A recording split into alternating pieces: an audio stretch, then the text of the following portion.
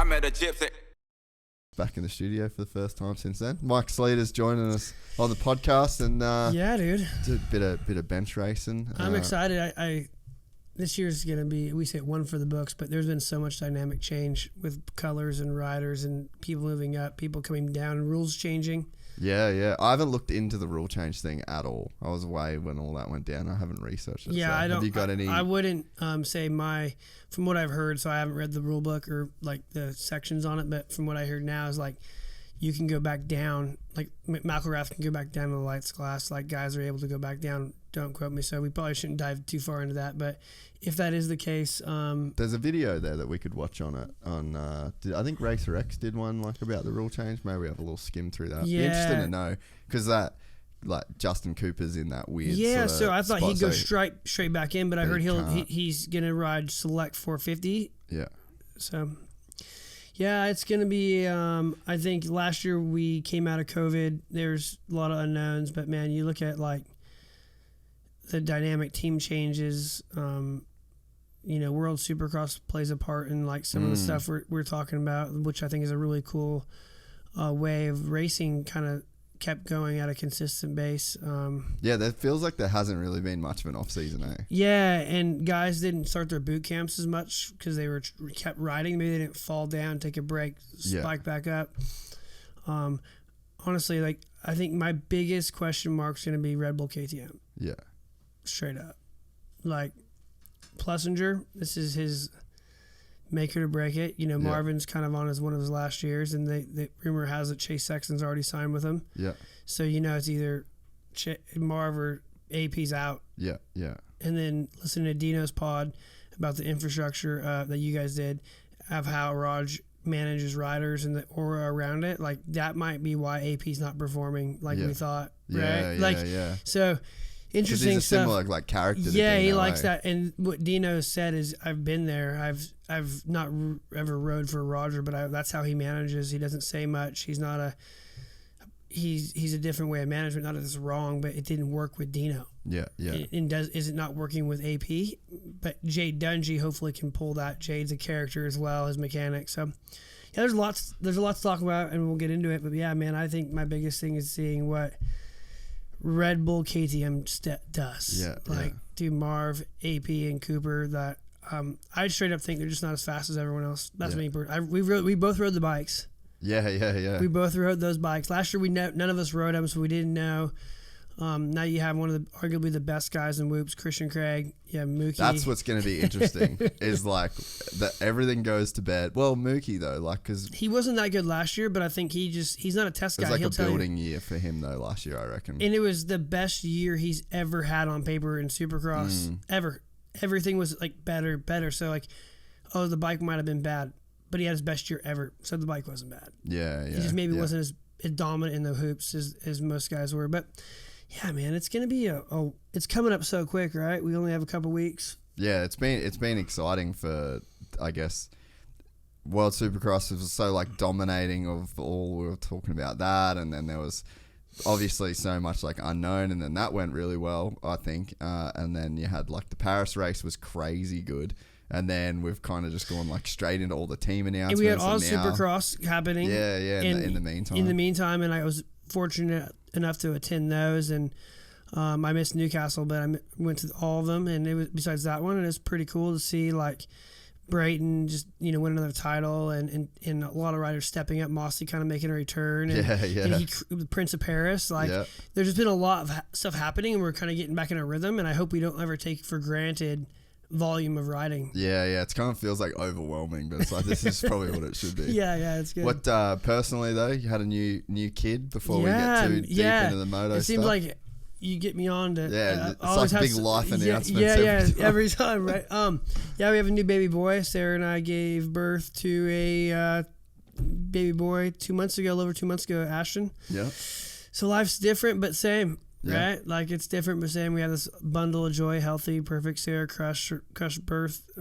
She's born and bred to be a mom. She that's what she's just, if there's a person to be a mom, that's her, and she crushes it. Keeps our household in order. Noah Mason got through fifth and third grade. Yeah. So Mason will be in sixth grade next year. It's crazy. Noah's killing it. Life is really good, man. That's awesome, eh? Yeah, like you're not gonna hear me complaining. Riding my bicycle, riding my dirt bike a little more. Going to MX Farm this weekend to camp out, rip with Mace and some friends at MX Store. So yeah, just cannot complain. We have summertime here. We've had epic weather. The last 2 years have been pretty bad. So we've had not so much rain, so it's been good. It's wild. You're traveling the world. You're doing cool things too. I'm cooked. I just want to chill for a bit, eh? Yeah. It's been a gnarly year. And like, the whole doing the studio there thing is just like, I'm just signing up for another, like, so much work. So I'm building the plane in the sky, right? Yeah, pretty much. It is. So. It's this thing, the Gypsy Tails, is big old jumbo jets hauling ass, but you and your crew keep redesigning it, putting better windows in it, better seats, so shit's coming out. But you're not fucking landing it and doing it. No. Well, we don't have legs. You can't land it. It's pretty rad. That's pretty cool. I can't wait to see that next chapter. So before we talk about any of it though, you finally got to ride my 350. Dude, that was a fun day. I me and you fly the flag high on 350s like a few others in the industry across the globe. But getting back on one, and the older platform too now. Yeah, and it reignited like an affirmation, like, I wasn't just blowing smoke up my own ass. Like that thing is that thing is good. And I love my Gas 450, but the Gas didn't make a 350 at the time, and I just loved your bike, and that was rad. I can't wait to see that. I got some sneak peeks from the boys to see seeing what we did, and I think the content is really unique on a bike test because it's me and you riding, helmets on, debriefing like friends and moto buddies, just talking about the bike. It's not some scripted like look at me read off the prompter type typical bike test, which I've been very much a part of. So it's cool to have your crew like on the track side, me coming off, and I'm my cheeks are squished together from my A-Stars helmet, and I'm like, fuck, this thing's great. So I can't wait for everyone to see the product, because it really dives into a bike that you were really passionate about, and most guys screw their bikes up. I honestly was like blown away. I was like, man, all right. Don't fuck this thing up. But you and all the vendors that were, Jed Parsons, your suspension guys, what was that? The MX Tech. I've never used that 49 stuff. So everything you did actually made the bike better, which is tough to like have a lot of shiny shit on a bike and make it better. So like you'll see in the video, it's definitely one to watch. Yeah, and it was cool to do a day, like we've only ever rode. We've never got to like do testing. Like I've never got to work with you in like that professional sort of setting where it's like start with a base and then go from there. The forks were pretty out at the start, and then that was like one thing that you got better, like so much better. And it just changed like the handling of the bike completely. But what do you think about the 49 mil? Like, could you feel any of the like the diameter, do you think, or it's more just like... I think it was more, I couldn't really feel like diameter so much, but I could feel like it was planted, and I was referencing, and guys that are test guys like Kiefer or Preston, like, you can't reference a 450 versus 350, but I didn't have a 350, so we did a baseline with my 450 just of feel, because it's similar chassis, same chassis, and that MX Tech suspension, it was just more compliant, more sturdy, didn't deflect off the hard pack. Like I was watching the video, like, man, I'm going slow, but what you can't see at QMP is a lot of it's all off camber, like slightly off camber. So the traction was insane. Where typically I ran the AER exact standard fork, and it deflects a lot. Like it's linear. I know when it's gonna do it, so it doesn't really bother me. But, you've inspired me. I had Jay over at Raceline put some WP spring conversions finally in my bike, new bladder. So now I'm, after tasting like good stuff again, I'm like, I gotta work on my shit and take care of myself. So you've inspired me, Jay. So I was working on my bike at 6:30 this morning to go. So I'm excited to go ride myself and see my new platform. It's not too many guys can say the dude that did one of the first ever triple flips in a comp is tuning your suspension. So it's cool that he's like, so like you said, he's so into it and so detailed with it too. Oh, he was really excited to show me what he'd changed. Like I had some feedback from my last setting that he didn't do, but it was at Raceline, and he's like, hey, I looked through your setting sheet, this is what I did, like this shim, complain about high speed, you were right based on feedback, you had a small shim here, we don't usually do that. I turned your he was just really into it, like took a lot of pride in his work, which you look at, and then it makes sense. You look at what he's doing with triple flip, it's not it is kind of a huck move. Yeah. There's a lot of thought process. Yeah, just to like get to the point where you can even huck it, you've got to like have some shit figured out. One thing I would not do with Jay was talk back to him. Yeah, he's a rig, eh? He's ripped. He come in. How's your suspension? Yeah, it's good. It's sweet. It's fine, man. Just I don't want any problems. Here's the money. I've paid you some extra. Just are we cool? It's cool. What are you talking about? We're fucking cool. His arms are the size of my freaking quads. Dude, he come in like 2 weeks before. 2 weeks before he was supposed to do it. He like face planted and like busted his lip like crazy. Had 2 black lights. I'd never like met him in person before, and I was like, who the fuck is that? Like, dude, if you look like that, I'd hate to see the other guy because Jesus, yeah, it was fucking. And he's gnarly. just like the best thing is we're in the MX store garage, and he's giving me a setting sheet and I'm putting stuff on my bike, and he's like, man, if you're ever training kids or I can volunteer to help the industry, I'm like, you're a bad dude. Yeah, like. Yeah. You're doing triple flips, you're building suspension, you just want to give back to the community. So I can't wait. I think you have something lined up for him. I cannot wait. Next week. And I don't know his story, so I don't even want to know it because I want to hear you guys tell it. So that'd be pretty cool. Yeah. Melbourne boy, right? Like yeah, from down that way. And he was saying this morning because actually I rescheduled his. I've had like the gnarliest like stomach whatever the entire time since I landed, and I was like, I'll not be able to do 2 podcasts, but I feel fine on bailing on Sleeter every 10 minutes if I have the shit. So I was like, let's do Sleeters, but I really want to do a dope JA one. Yeah, it'll be good to tell that story. But yeah, man, Supercross. Didn't you win some mountain bike races? Yeah, I raced Queensland state champs and won the 40 to 50 masters class. That's sick. On the new Tracer S. So yeah, Intense brought out that new 279. Show me that thing because this looks sick. Dude. Yeah, it's like a Ferrari. So Tracer S, Intense Cycles 279. So Tracer 279. It's a 29er up front, 275 in the rear. So it's a mullet. It's a mullet. It's a mullet, and we love mullets in Oz. So Tracer X. No, Intense. S is in Sam. Tracer C. Tracer S, TRACER, and then not XS. Yeah. So just go Intense. Go to images. Go to maybe Intense Cycle. Go to Intense Cycles Tracer TRACERS.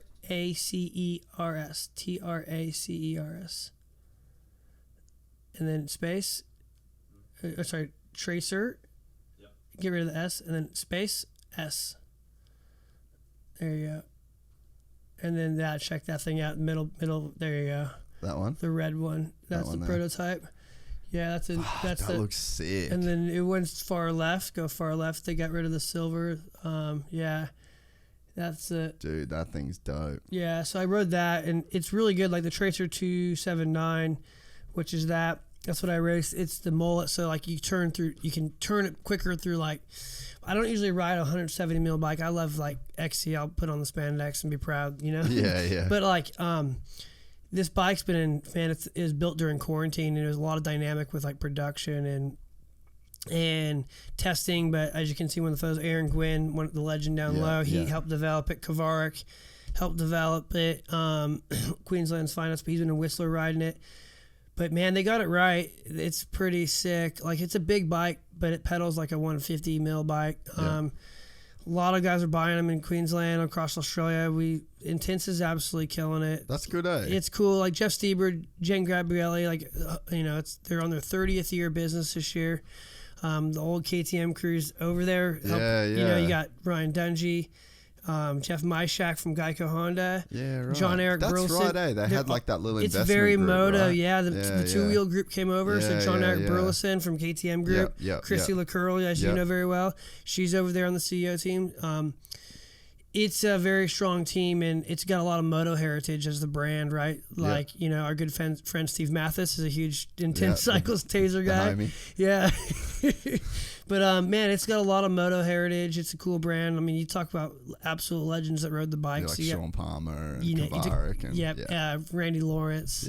Yeah. Like it just has roots in moto. I was DMing Palmer about doing the podcast. I don't think it's like off the table. It's definitely not something he's like frothing to do right now. He punched me in the face, bucket list, bro. He punched you in the face. Yeah, and you deserve it. I probably didn't deserve it from like you wouldn't punch me in the face, but he just took it. What happened? Yeah. So my older brother, give the story on Palm, is 8 years my senior, so he knew the whole. I followed Palmer through his eyes. Like my brother idolized him. I had to see him in the whiskey videos, see him, and then and understand him as a snowboarder. And then when he came into moto, and like I was there when Deegan won. And Ghost rode the bike. He made the main that night. No shit. You didn't know this stuff. Nah. So you got to watch Miserable Champion, the Netflix documentary on him. So is there a Netflix documentary on Palmer? Dude, it's... Type that into... Miserable Champion, new dude. browser. Miserable Champion, dude. He won... Dude, it's really bad. Like, how gnarly he was at everything. But moto's the thing he couldn't master. Really? So he was an X Game. He was on the forefront of... Yeah, there you go. Is there a trailer? So maybe it's not on Netflix, but it's a whatever. Dude, I'm buying that. Yeah, it's one of the cool. I've watched it 5 times. Dude, I would love to watch this. So I don't want to ruin it, but yeah, he was a founder of snowboarding. He made snowboarding what it was, and from South Lake Tahoe, right? Him and a select crew, Sims, like all these things, and then he. A skate snowboard kid, no father, just mom raising him. One of those stories. Yeah. And then the mountain bike thing started happening. And he's like, John Tomac era. And he's like, dude, these guys are gay. They were in spandex racing downhill. I'm wearing moto gear. Yeah. And then started winning. After winning everything in snowboarding, I'll go win mountain biking. Like legit started winning. And I think he got second in a World Cup, dude. A World Cup. Yeah. A snowboarder. Imagine a guy winning everything in X Games at the top. It's like Scotty James qualifying for A1. So then he does that, wins like at the top level mountain bike. I want to be a moto guy. Just stops that, goes and lives at the farm with Ricky. Really? Gets a factory Honda ride. Dude, Google factory Honda Sean Palmer. He raced I remember 555. Broke his pinky first turn at Glen Helen. Yeah, broke his pinky, dude. And then that happened. He put a year's worth of work into it, and he's like, fuck it, I'm over it. Like, it's not for me, but like... Dude, yeah, so I remember... Look at that, dude. I remember this, reading this in like Racer X or Transworld or something, and yeah, because I was mountain bike before I was He's the moto, most basically. Underrated... Oh, yeah. Ever. Yeah. Like, he's so like a full OG, like we were driving to Mammoth, getting back to punch me in the face story. Yeah, okay. Yeah. Dude, we're driving, and we were maybe having some road Coors Lights. Sam Wilson from Intense, who worked here at the time. We're driving. We're in the Intense Sprinter going to National Champs. And he was just an ambassador for Intense at the time. And we're talking about 100%, and they have that new Barstow line. He's like, dude, they 100% needs me. They should pay me. Fucking, I'm Palm. I'm like, bro, you sold out. You were in fucking Fly. And he fucking punched me in the face. Because, like, he was the guy that made TLD cool. Look at all his mountain bike stuff. Like, he was the forefront. I'm like, dude, you were cool, but now you were in Fly. And he just not having it. He was sitting in the middle and just right hook to the jaw. I'm like, yeah, I deserve that. Like, you don't disrespect Palm. Yeah, but man, he probably should have took it a little bit better than Sean that. Palmer is OG. Like, races Mammoth. He tries to race Mammoth every year. Because he'd be 50 now, easy. Yeah. He's a little over 50. He has an amazing place in South Lake Tahoe. Yeah, I think he's one of the coolest humans ever. Yeah. And I would love to. Palm, if you're listening, dude, get on this podcast. Yeah, we he's, I don't know whether he started following it or I saw him like a bunch of things. But then I DM'd him, he messaged me back, and I think it was one of those like, not right now, but maybe. Because yeah, dude, just that picture right there, like that to me when I was a kid was as iconic of a picture as it could have got. That was like my two worlds. Like Troy Lee Designs gear.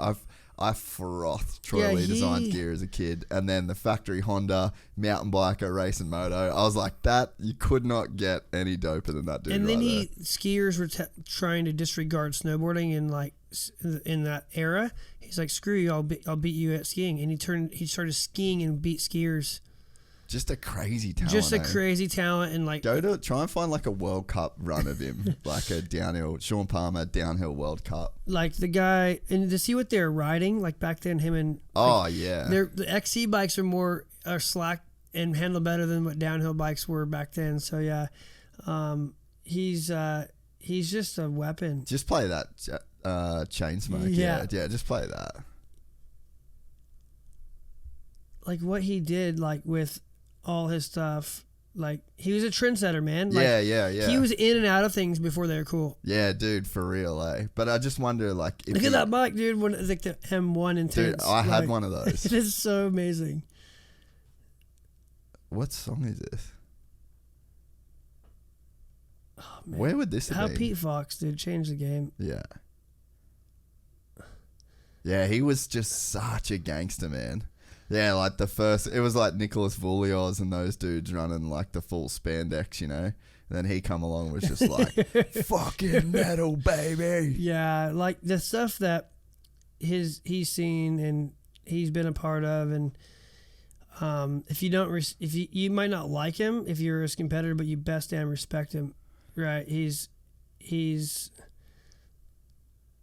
an OG and like fully doing it for the passion and love. Yeah, like just being a gnarly motherfucker, you know? Like moto is the thing he just didn't, in his eyes, master, which when you're a world-class mountain biker and a world-class snowboarder and a world-class skier, and then you make it main event, in my eyes, you've mastered it. Yeah, but to him, he's like, he actually went there to get a top 5. Yeah, but that shows like how gnarly Supercross is. Like there would be no other, unless you're a professional motocross athlete, like no dude from MotoGP. Maybe Jack could be like the only one. But after watching him race that Battle in the Bush, maybe he could. Dude, he's so fucking good at riding bikes. It's insane. Yeah. And did you see him at the North Brizzy Cup on the weekend? No, I missed it. He fucking won. Yeah. Like he was smoking. 450 and 250. Yeah. Like he's unbelievable. But he'd probably be a different, I guess maybe that's like, multi-sport athlete. But to your point, like Palm, like you said, is he respects the sport so much because he could master it. Yeah. Well, he doesn't ski anymore. He doesn't really snowboard ever because he's like, I've done that. Where moto, he's like, this is a select group of people that are just insane. Yeah. Yeah. Like, see if there's a video of him riding Supercross or something. The Sean Palmer Supercross or motocross. Yeah, he didn't do it right. Like it's hard to find stuff because he didn't do it to be like cool, right? Yeah. So remember Dang from YOT? Yeah. They always helped him out as well, like during the Lawrence stuff. Like this is like Castillo Ranch. He was gonna make another comeback. He was living up at Castillo's. Did you ever see him ride? Like you were ever around him? No, I wasn't, man. Like I wasn't privileged enough to. I've ridden with him now, like as a vet and like older. At Mammoth. Yeah, but not when he was getting ready for shit. Yeah. A sport like it, so I'm addicted to it. I just keep coming back, and I just want to. My goal is just to make all 12 rounds and just to see all the tracks. I've watched them on film. Yeah, he's just a super fan of the sport and just like wanted to be a part of it. It's fucking unreal. He used to race Hangtown. They built that snowboarder cross. It was an industry day, and like like him and his crew, like Brian Kolpler and his crew out there. But yeah, Palm is an absolute legend. He actually didn't end up racing this year. I don't know what happened, if he got an injury or what, but yeah, that's a trip. What a gnarly. Yeah, Pingree tight with him. RL like that. Like obviously, like there's a very tight group of people like Ping, RL that were really close in a circle. Mitch loves him. Yeah, Mitch Payton like always. Yeah, I think if you like, it's like a almost a mythical dude. You know, he's like somebody that has like that mythical kind of quality. He has an aura around him, man. Yeah. Like when I would mountain bike with him, I would be tripping like, no shit. I'm riding mountain bikes with Sean Palmer. Sure. Like I can't even believe this. And he does not like talking in front of people. He just wants to be one of the crew, or not be in the crew. Yeah. But yeah, he's not shy of competition, that's for sure. Yeah, nah. Dude, it's almost like it's different, but Jason Lawrence vibes in a sense to where it's just like fully on his own. His own terms. Yeah. But you got to watch the Miserable Champion because the founders of Specialized talk about him because he's one of it's just a really cool. You see the the pinnacle of business talking about him and what he's done. You're like, whoa. Yeah. Like, yeah. And it makes sense. He was a champion at many things and still not happy. Yeah. Nah, I'm definitely watching. Thanks for that. That's a No worries. good little come up. So, Soupy 2023, tons of shit has happened. It's been a pretty epic off season. Where should we start? Shit. We've actually Griff's written down topics for us. Producer Griff today. Yeah, buddy. Wanted to give him a microphone, but he said no. What's the first one you reckon? Where should we start, Griff? Doesn't have to be in order that you wrote them. Just all right, Kenny. If I say one word, I just want you to go, Kenny. Suzuki. Kenny. Kickstart Kenny, baby. Yeah, I think Astafin did what he did with Chad Reed. Right, remember the changing gear, changing bikes, that. I've seen these moves before. Kenny, there's one guy that I believe why he went to HEP, Larry Brooks. Larry Brooks was the guy that helped McGrath win all his championships. Was a part of that team. He was L&M with Bubba and Chad. He took a break from like the factory 450 program, was mentoring the Bar X guys, managing that team. He was kind of behind the scenes, different Larry than he was back in the day. Red Bull KTM Larry. Yeah. But Larry hates to lose. He likes to win, and I think this thing's been happening for a while, man. I think the testing of the bikes was something, but Larry wouldn't have gone to HEP unless he could have.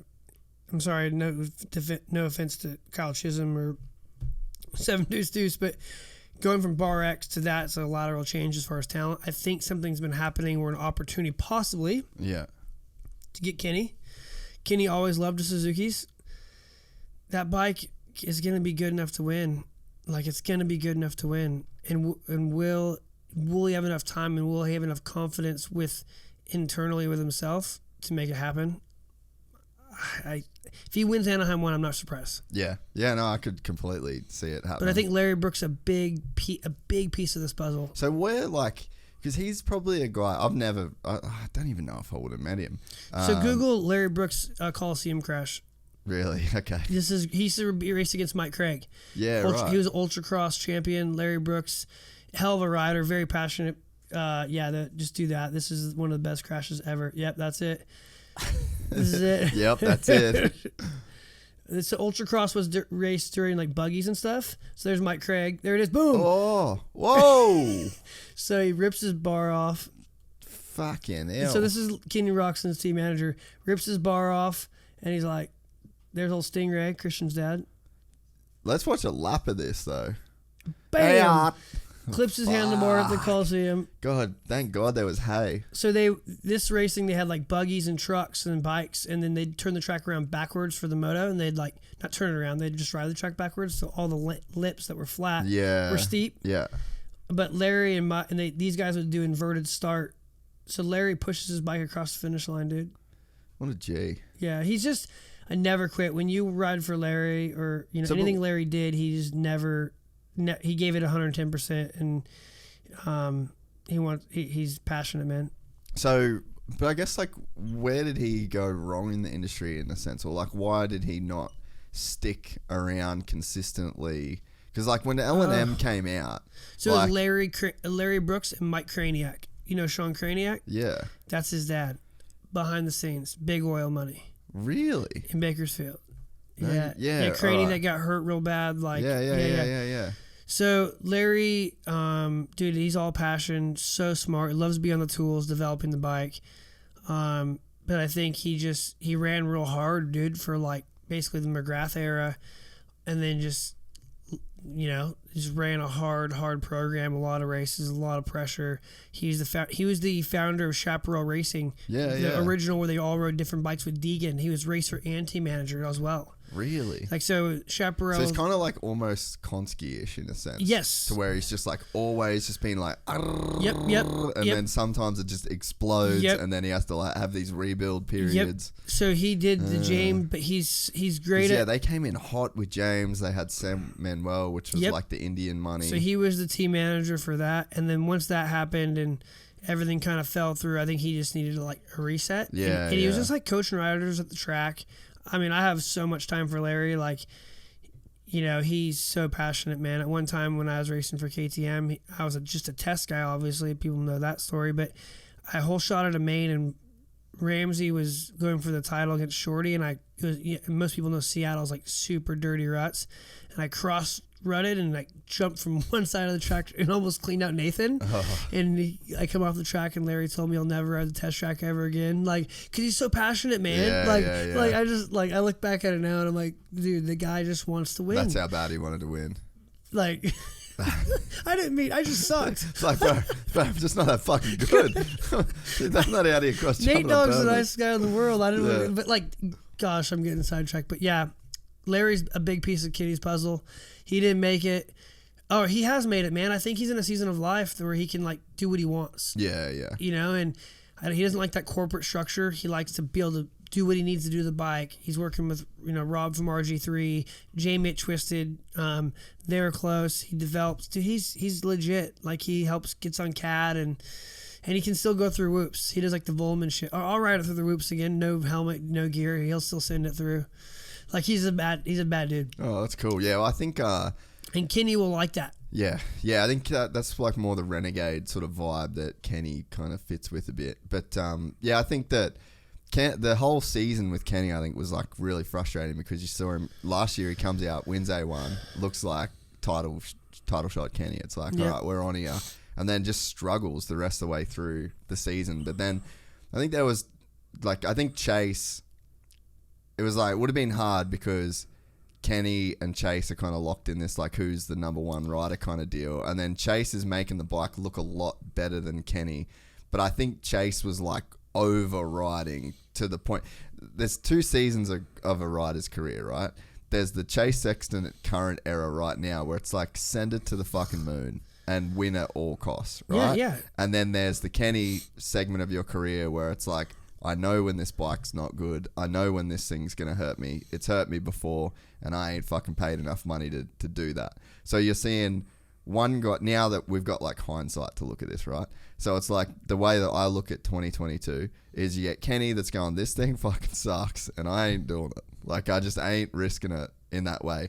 And then you got Chase that's going, this thing sucks, but like I'm still down to do it, and we saw the crap. Like we saw what Kenny crash? Was it the Oakland crash where the front end just like folds on him? Yeah. Well, Chase crashes at A1. Yeah. And then he crashed. He has a bunch of crashes, like that big one at Oakland. Yeah. So it's like, I think you saw what happened to Chase, what Kenny is too scared to have happen to him now that he's like in the older age of his career. I completely agree with you. Justin Brayton's a prime example. When it's right, like at Bercy, dude, he's as fast as or faster than anyone. Yeah. When it ain't right, he's 8th, 12th. Yeah. Like he knows, like I'm not risking it for that biscuit. Like I'm just, and you're exactly right. Chase has so much FU in him. Yeah. That he's like, I'm risking it every time. He's young. Yeah. It's season of life. Yeah. Kenny's like, nah. I mean, after been there, done that, like, got the t-shirt. Yeah.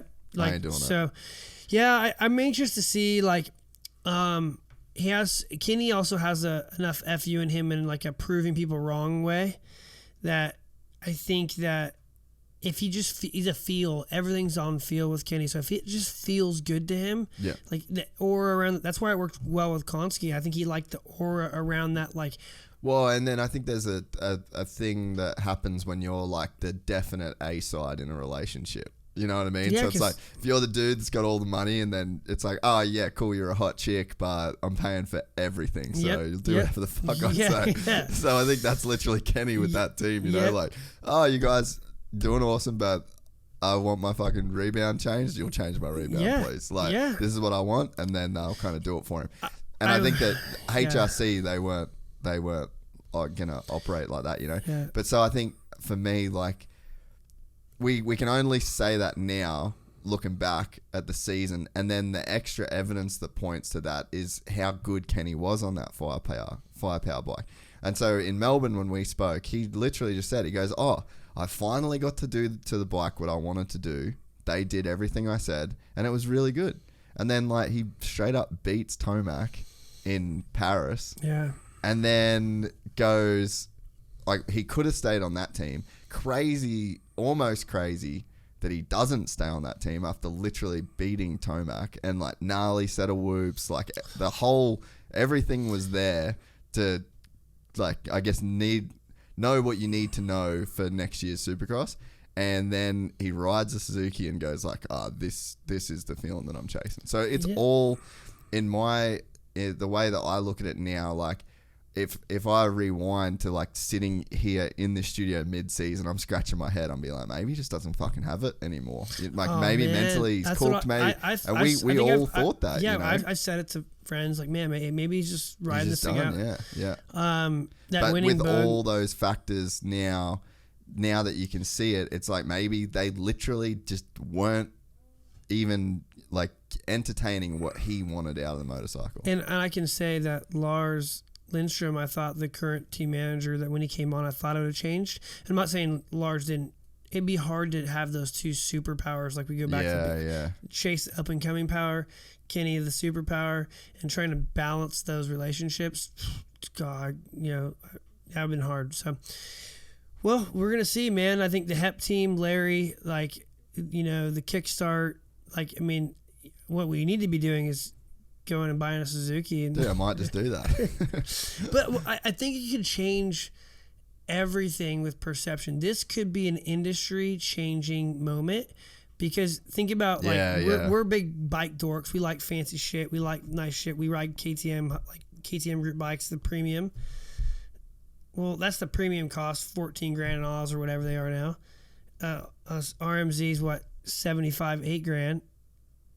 Well, we can, and I can tell you right now, if we were to ride that Suzuki, me and you, versus a KTM 450 2023, we would probably not even be 1 to 2 seconds off the lap time.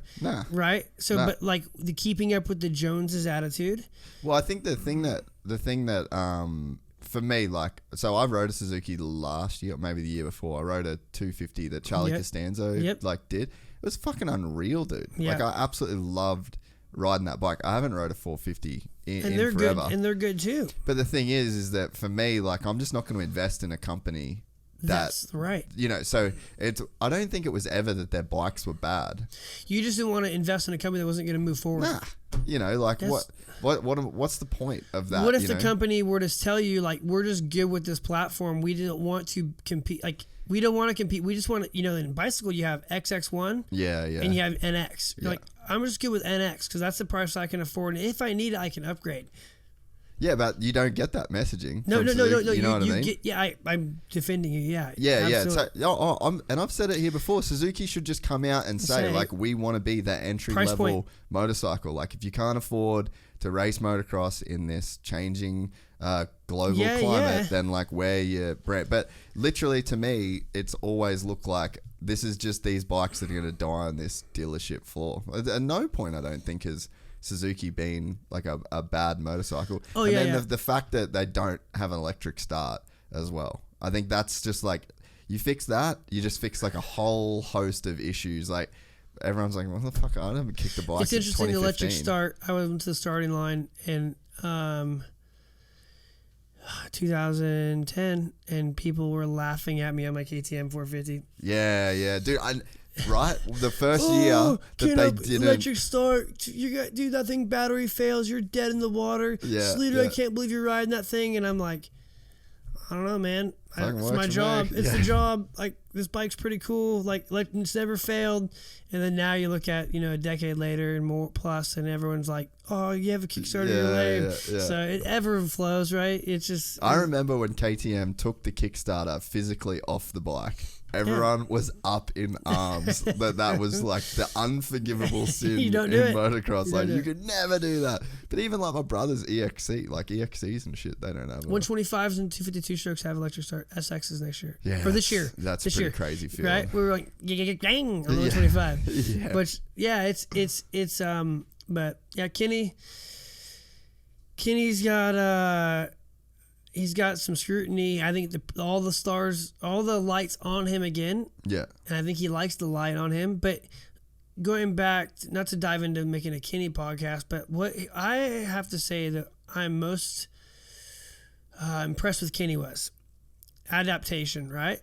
getting comfortable being uncomfortable. And it's not really with the bike, it's the surroundings of people. A guy like that is used to, well, look at Chad and look at James. They have they're so insular. Yeah. There are people around them.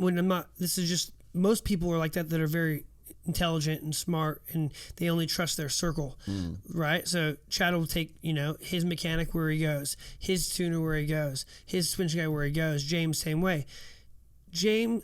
Kenny left Factory Honda where he has a team. He's only been on teams of people always around him. Shows up at Straight Rhythm, dude, with Mitch and Bones on a bike.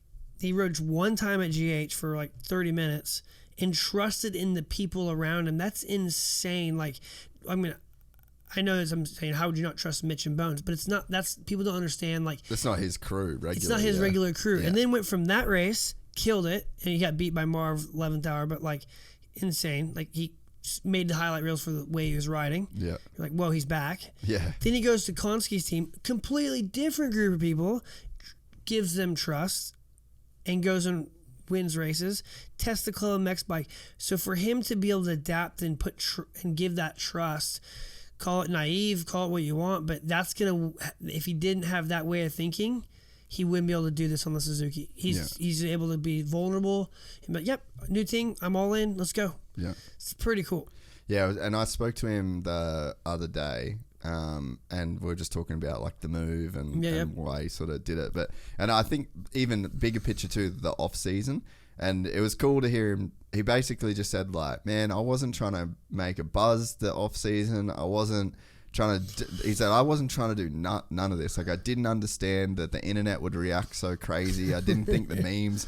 He's like, honestly, I just was like, fuck it. I've got nothing else to do. Like, I don't have a job technically, so I'm just gonna do what I want to do. Yep. And the whole like free agency, he almost created like this new little lane in the sport where guys, like, I think Kenny showed his value, right? So if you before this season, right, let's say Kenny just leaves fucking whatever the last round is, Salt Lake, I can't remember. Yeah. But leaves there and is already signed with Suzuki. You would have deemed his stock value going down, like his stock price going down, right? But you have this period of free agency where he goes all over the world, rides these different bikes. He's pretty much the only person that the internet and the media has talked about. Every viral clip, he's dominated the entire marketplace when it comes to like this whole rider market in this off season. Yeah, goes to Suzuki and his stock is way the fuck up. So it's like he almost makes this case of being that guy, and it's like, Cooper is probably going to be there soon. Like you hear that Chase has already signed his deal with KTM, so you'll like miss out on that. But does this start almost like this new era where guys aren't taking us with their journey? Yeah, they're just like, all right, I'm not signing until X date, and I've got a couple months where I can ride whatever bike I can be, and like Kenny was like, man, I just got to like have fun riding. Like I didn't have to go and get to the practice track. I didn't have to meet, like I could just go and ride a bike. I think you could see, like, I think the meat and potatoes won't be able to because they'll be always hungry for the ride, but like, you see Anderson when his contract's up at Cowie, I think he's going straight to Triumph, baby.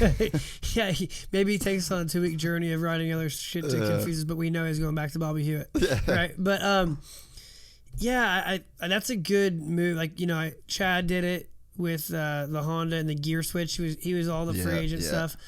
I love it. I think you just have to be comfortable putting yourself out there and like handling the keyboard warriors.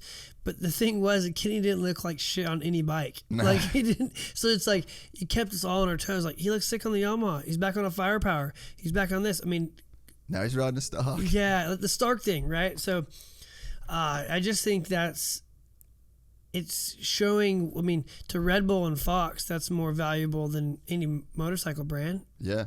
Right? Because the person's out there. So, man, I look forward to it.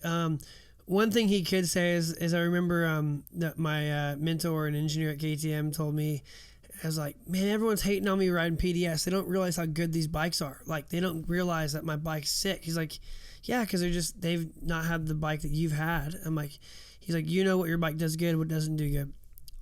I'm like, yeah. He's like, I just want to like give it back to him. You know, he's like, you just tell the guys, like Kenny could say this, man, I can't believe you're riding a Suzuki. Da, da, da. He's like, well, I'm just that much better than you. I can take a piece of shit and beat you. Like Kenny can say that now. Like if he beats a Red Bull KTM with millions of dollars in technology and all this stuff, he'd be like, I'm just that much better of a rider than you that I beat you on a Suzuki. Yeah. What could they say? Like, what could they say? Like, I just think it's really a turning point in like development and brand and like there's so much technology out there and mapping and tech with Twisted and these guys that like even your bike that we talked about when we started this with the test is like you can build really good motorcycles now yourself. Like you don't need to have just Dave Arnold and just Kaipo you don't need from Roger KRB. DaCosta. You don't need any of that you shit. don't. You need people around you that you trust. Yeah. And yeah, it's pretty cool. Well, that was one thing. We did a video. It came out of the Hill podcast, I think, but it got like a couple 100,000 views. And it was like, do you need a factory bike to win or something like that? And I've been saying for fucking years that you just don't. In 250 class, different story. We're playing a different game there. But in the 450 class, you don't need a factory bike. No. And Kenny proved that. Like, he was nowhere near, like, he beat Tomac in maybe one race last year on a factory bike. He beat him in 3 nights in a row on Sunday on a private, essentially a privateer Honda, So it's like, it's you just need the big money. You need the big money to pay the fast guy to win. Yeah.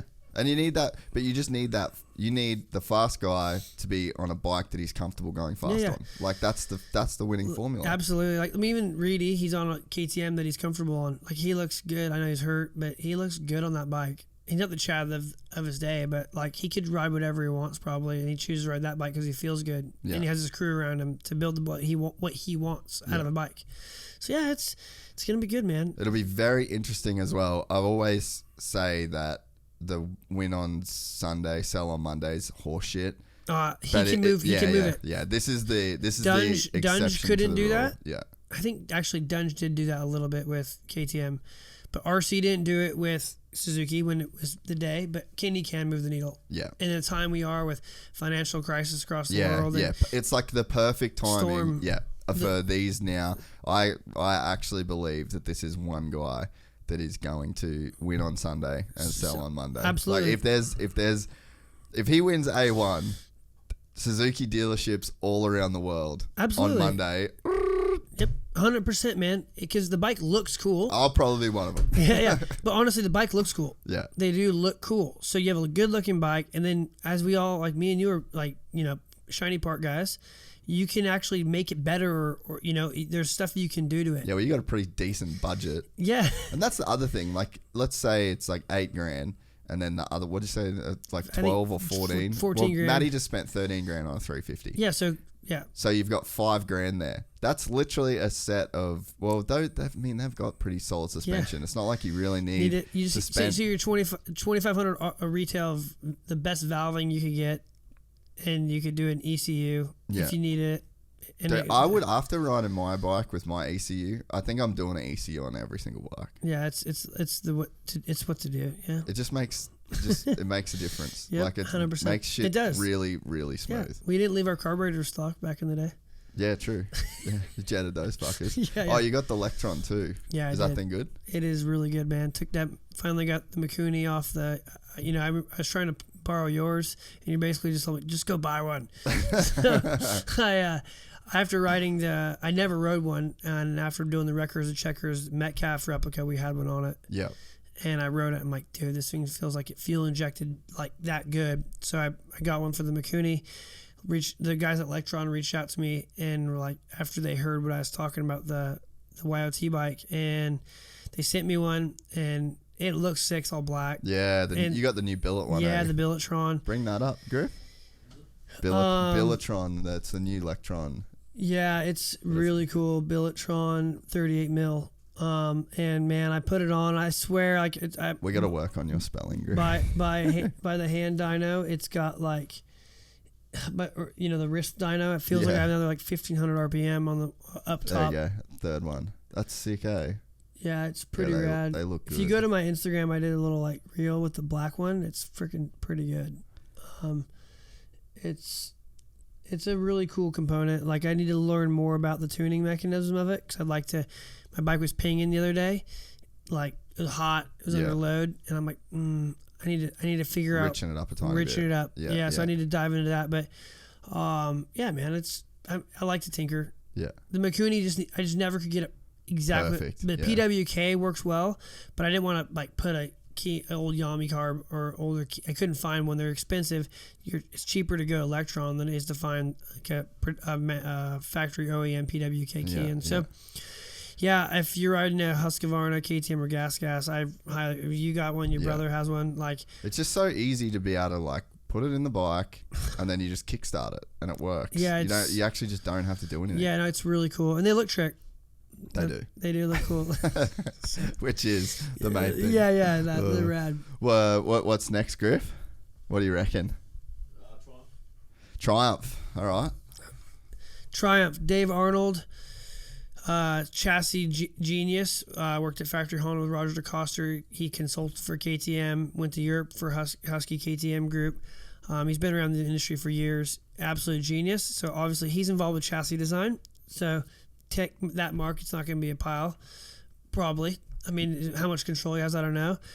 When Steve left, Steve Westphal Husky, and like, I wanted to ask him so much where he was going, but it wasn't my place to ask him. But our kids are similar ages, and they moved to Florida, and I'm like, I wonder what he's doing. Well, he's going to be the team manager. Yeah. Bad dude. Knows a lot, was a part of Rockstar Rockstar KTM when Anderson went to Rockstar Husky, was part of Bobby Hewitt all the way through.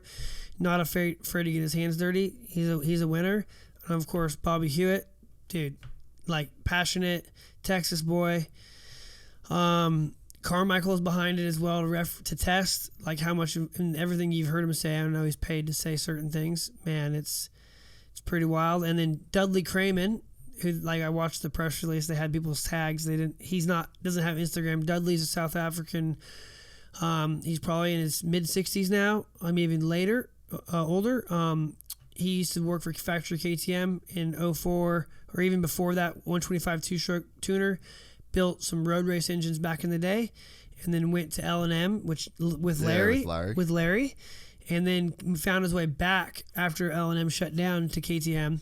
So they've got him as engine development, which he's highest level you get, man. They've just surrounded themselves with absolute amazing staff. So between Dudley, Dave Arnold, Steve Westphal, and Bobby Hewitt. And just a huge manufacturer. And Carmichael's only getting better with the way he thinks, the way he speaks.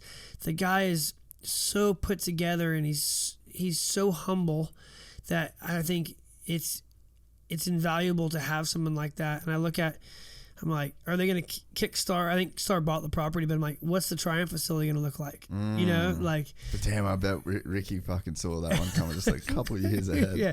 I think Triumph is at 24. They're coming out. Yeah. Can you go to the press release on race? So 24, man, it makes, I think that's when Jason Anderson's deal's up with Cowie. Oh, crazy. Imagine that. Wild. Bobby, I think there's going to be, Bobby's phone's absolutely,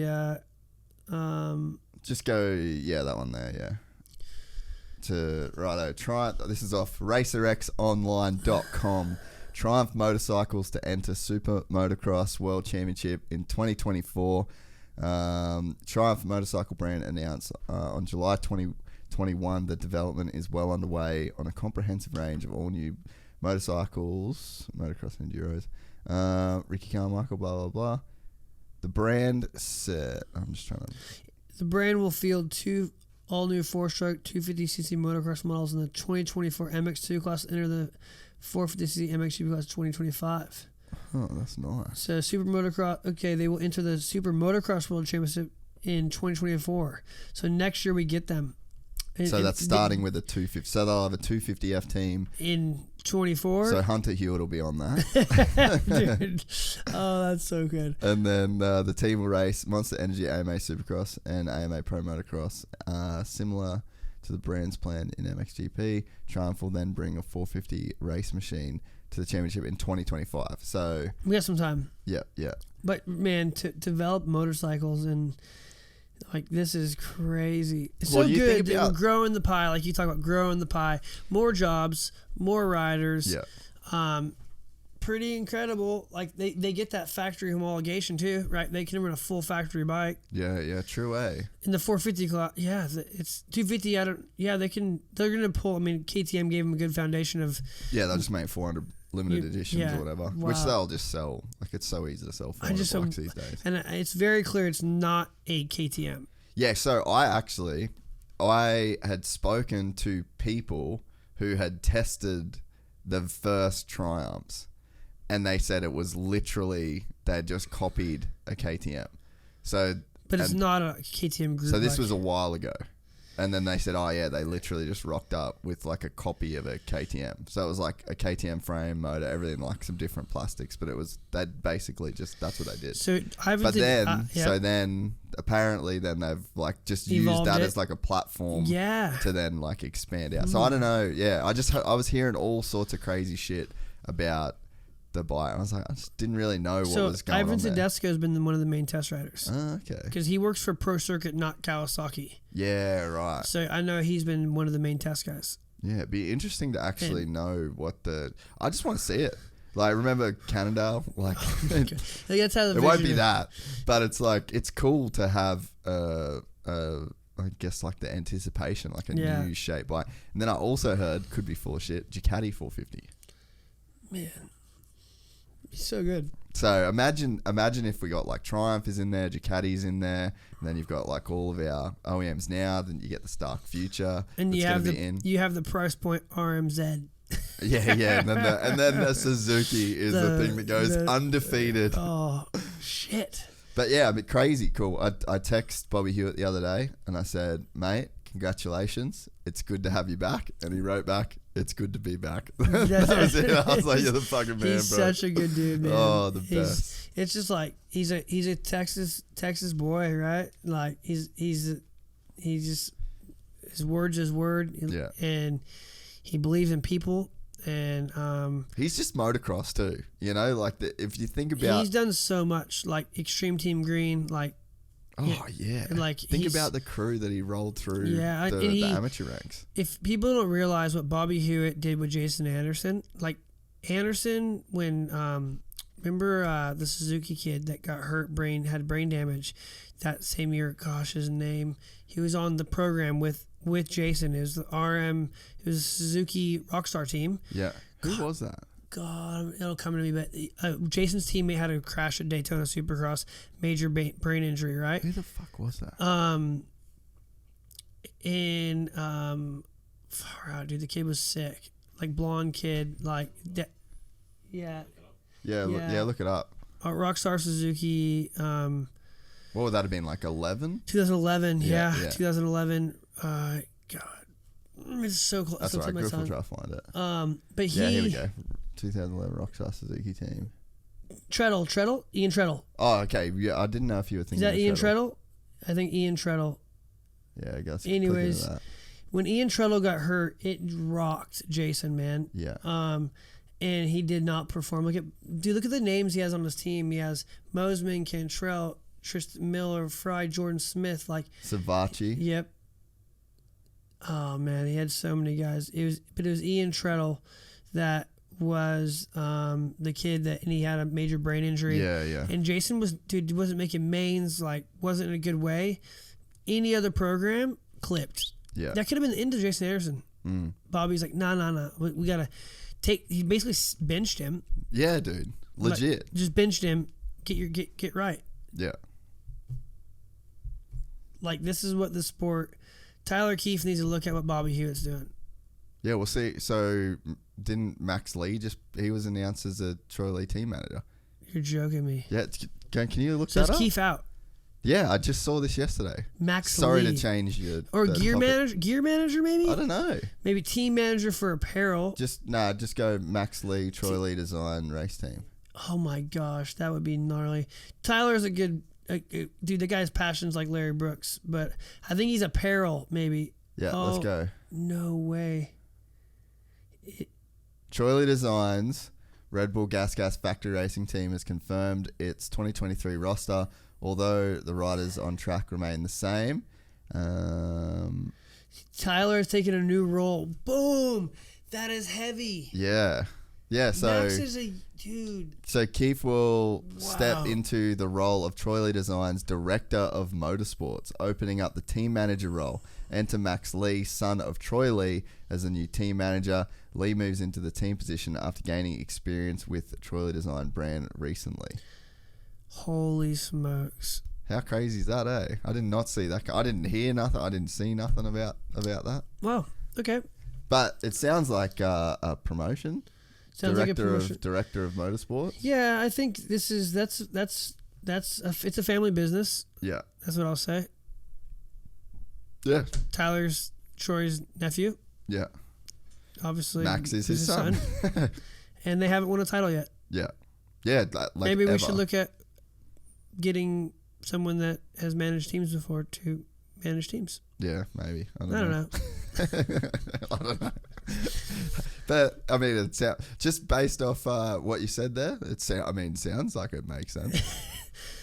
But yeah, so we're talking about Bobby Hewitt, Triumph. yeah. Triumph is The team So what he did with Bench and Ando. So I was living there at that point in time, and I remember.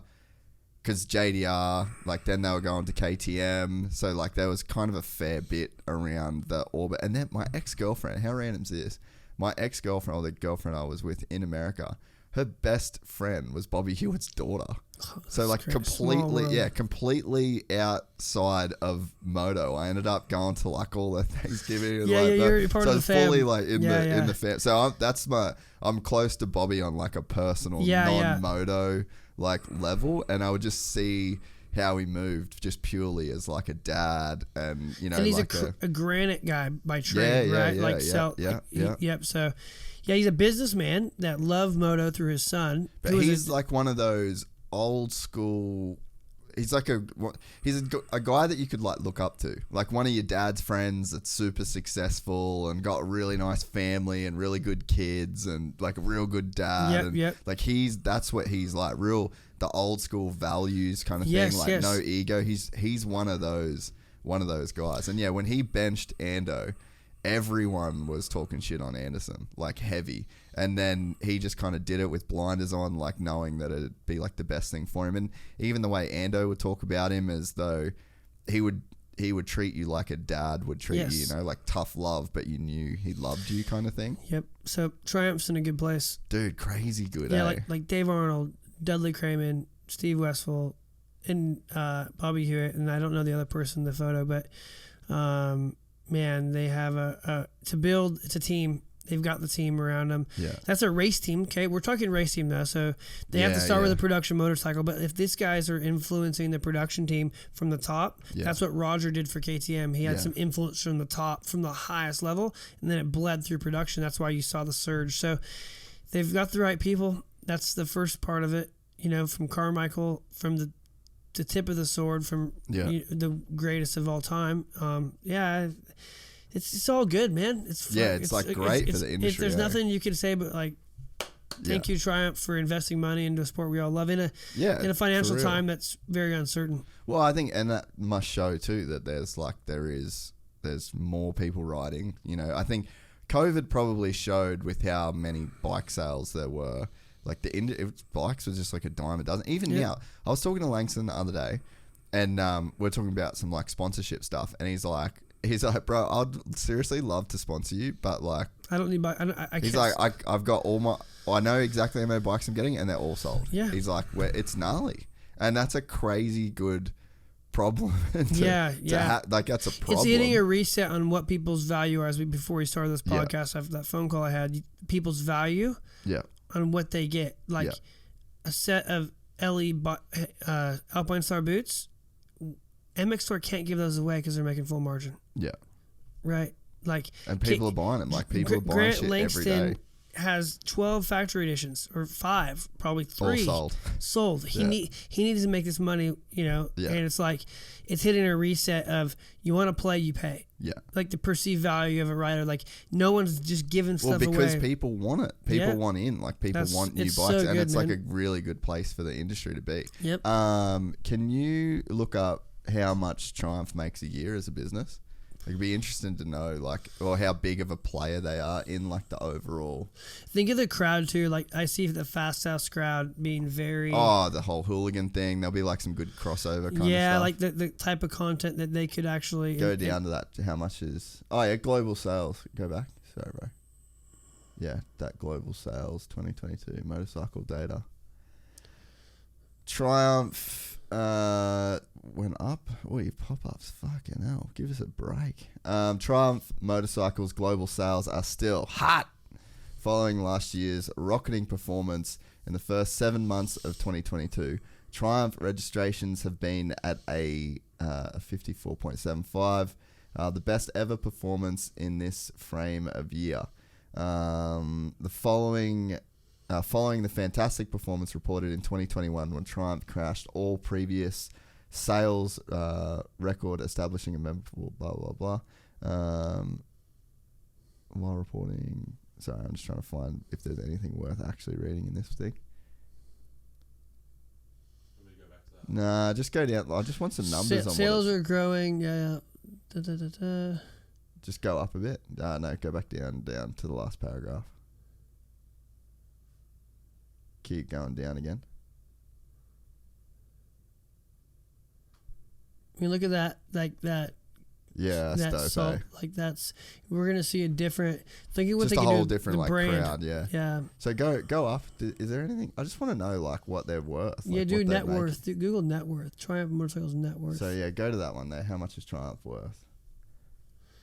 760 760 million. Yeah, not too bad. Jeez. Go down a little bit. Just like to see their size of a, like within their. Hit the Wikipedia maybe. Yeah, maybe. Increased. Because so revenue 500 million. Look at they're up pounds. $500 million. Well, that's pounds. So pounds. yeah, it's a bit more. 2,000 employees, UK owned. The Lord Jones of Birmingham is the chairman of Triumph. Yeah, so I guess they're a big player entering into the space. Small little space. Yeah, but that, like I'm saying, that's a good thing when you've got a company like that is trying to make purely competition bikes. It can't be. Well, they'll be able to. It's probably the enduro market as well that they're sort of. They're doing adventure, so that they'll do something. Yeah. Yeah, I mean, Ricky's been blowing up the adventure side of things, and yeah, it's gonna be it's all good. When do we transition to adventure riding? Man, how far off are you? Have you done much of it? Never. I never. I think it's so epic, but that's my mountain biking. My adventure riding in my time is my mountain biking. I think I spent so much. You and Mal Dalton taking off together for Mal, weekend. I'll high five him as he takes off for his nude rides. He's been killing it. Mal's been killing it with his adventure rides. Like the market is like it's growing space. It's awesome. Like I appreciate it. I think it's cool. It's just not for me. Like it doesn't. At what point though? It's got to switch. No. Like how long? How long are you going to be doing? I'm 42. I'm already old as shit. Yeah. So how long? 52. You're still mowed on at QMP? No. I'll do something else. Like I'll surf. I'll try to surf again. What's your age of moto that you'll slowly fizzle out? You reckon? It's fizzled away the last 5 years a little bit. I'd say. Hopefully completely by the time Ashton, if he wants to ride. So it's 5 years. No, I think mountain biking is my passion, fitness, like that, like adventure of like where's this gonna go? Am I gonna bonk? Am I like that's my outlet. Like I've rode adventure. I've tested the bikes. When I'm riding it, man, all I'm just thinking about is like this is boring. I'm like taking it in. I'd rather get in like a 4-wheel drive and go like out 4-wheel driving. Like that's more my jam. Like building it, like the adventure bike. I don't want to work on those things. It looks gnarly. Like, but I want to work on it, make it my own.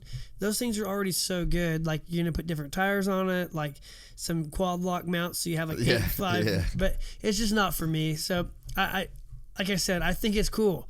It's just not for me. Well, fair enough. No dirt roads, and like Scotty Runsman loves it. Oh, like, yeah. But my old boy just frosted out. He's got his African twin. I get it. Like it's cool, but I'm just like I'm gonna hit a mattress on the dirt road and just eat shit with this heavy bike. So, hit a mattress. Like there's gonna be something. I'm gonna hit something. Like I tried doing durability testing on the street, and I don't know, my ADD. I just can't get in a zone where I like can appreciate it. Yeah. Like I'm too. I rode the Ducati's version. They got this. It's called a multi-strata. Yep. And it's like the V4 engine. The thing, dude. So it has cruise control, adaptive cruise control. Yeah. So like I set the thing to like 170, and I just followed Dad the entire time. So, funny story. Tom Moen's been the marketing manager for KTM for a lot of years. And when I was there, I didn't have my street bike license for a long time. I just didn't rode a street. And I was like, I better get it. We're testing more of this adventure stuff. Like, I'm like, oh, hey, can I borrow a 390 Duke to get my test? It's that little rad little. He's like, yeah, come on in. And I did my paper test, passed it. It was time to go get my riding test. And he was like, oh, here's your 390. I'm like, that's not it was 1190 Adventure. Oh. I had to ride in America. You got like the tight little circle. I had to look through the fairing. I was full lock, like trail braking. He just wanted to see me fail so bad. But like the thing was insane. Like anti-lock brakes, cruise control. Insane, like the tech is amazing. And these like look at what Shorty and frickin' Toby and all these guys jumping these things, Quinn Cody, like it's a cool space. It's just not for me. No, I respect it. This Ducati, I set the cruise control to like 170, and then you can stand like I don't know what the deal is, like the riding position on the thing. It had like this big tank that went right where your legs were. So I was like full Titanic spec 170, just like leaning, and the leaning forward and the wind was keeping me up just perfectly. Dude. I was like, what the fuck is this thing? Like, yeah. I actually thought if I just had a spare however much money they are, and it didn't matter, I'd 100% get one of those bikes. It was absolutely like out of control. They're incredible.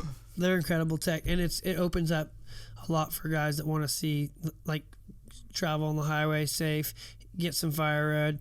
Like the riding out here would be like, I know Rosie's just pumped on it from KTM Group. She rides the hell out of those things. But yeah, Triumph's coming in hot. Stoked to have them. I think it's going to extend riders' careers. We're going to have more. It's going to press technology, and we'll see, can someone come in. Stark hasn't launched officially yet because no one's consumer has a bike, but KTM has been around, but there hasn't been a new manufacturer as such to come into like the market and actually perform, like Cannondale, big flop. Yeah. You know, like, so yeah, it's. I wonder if they'll make a 350. I feel like they are. Oh, that'd be cool. I don't know why I feel like that, but I feel maybe I'm just like wishing it into existence. Maybe I'm just willing a Triumph. So maybe I can claim it if one does come. I'll be like, well, I'm the reason for sure. Yeah, 350 for sure. What should we talk about next, Griff? What do you got there? Cooper. Which one? Let's talk about both of them. Webb. Which Cooper first? Cooper Webb? Cooper Webb. What do you reckon? Tough season. Season. God, dude, he's a tough one because like you don't want to put Cooper's back against the wall, right? Because he comes out, he's a groveling, feisty little thing. I just don't see, like, I haven't seen the speed, man.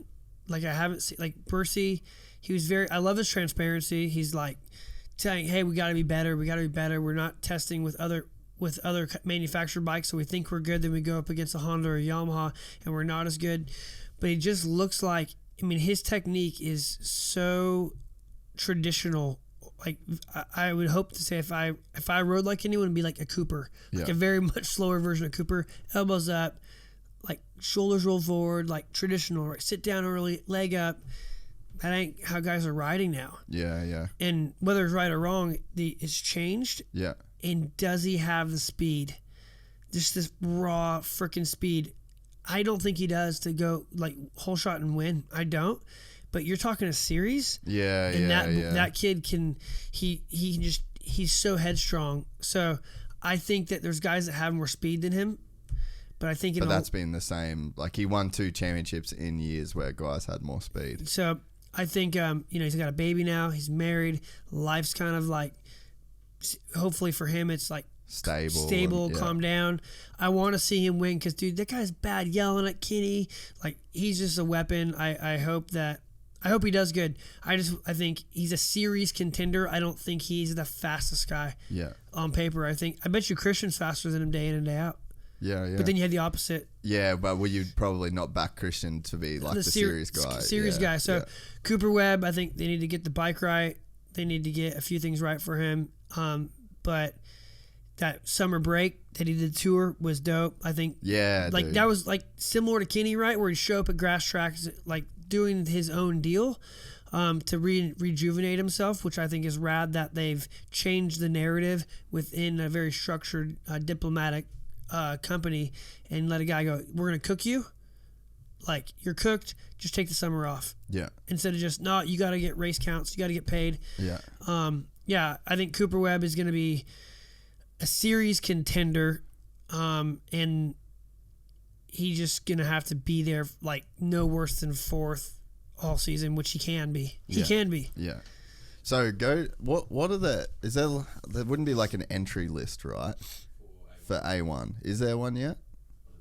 Because like I want to just read the names that is going to be in the 450 class this year. Let's go through Red Bull KTM. It's ridiculous. Cooper Webb, Marvin, AP. Yeah. No, this is 2022. Provisional entry. Oh no. Yeah. So you got Red Bull KTM, Marv, AP, Coop, Husqvarna. You have Mookie, Christian, right? Is there another one? Hansen. Channy, that's so good. Kawasaki, you have Anderson, AC, and that should be a person we talk about. Yeah, definitely. And then you have Savachi maybe there too. Yeah. Right? Like, let's put Savachi on Factory Cowie. Star Racing, you have Ferrandis and Tomac. I mean, you're going to have Cooper. And Cooper. Then you got Sexton and Nichols. Then you add in Kenny. Dude, to get 4th every week, like if you Barsha. Yeah, like, Barsha. Like it is so stacked, bro.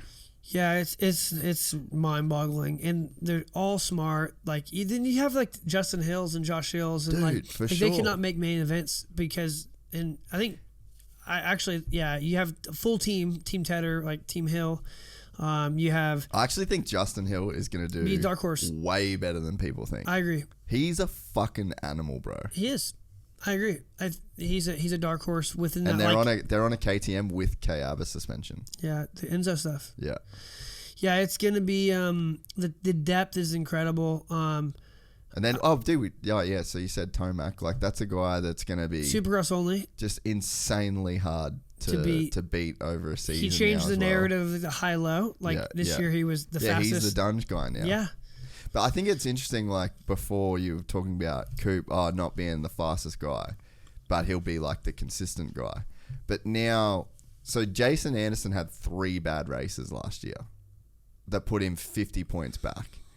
That's, like, not a lot of bad races. Like, he won 7 main events last year. Dude, he's the fastest guy coming in, so on paper. Yeah, and he's, like, crazy fast and, like, pretty consistent, like had those 3 outliers.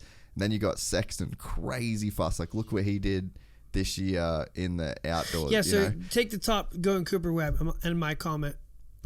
Not the fastest. So let's say who's faster than him? Like, who would I say is faster than Cooper Webb? Tomac? Kenny? Like, just speed? Maybe Christian?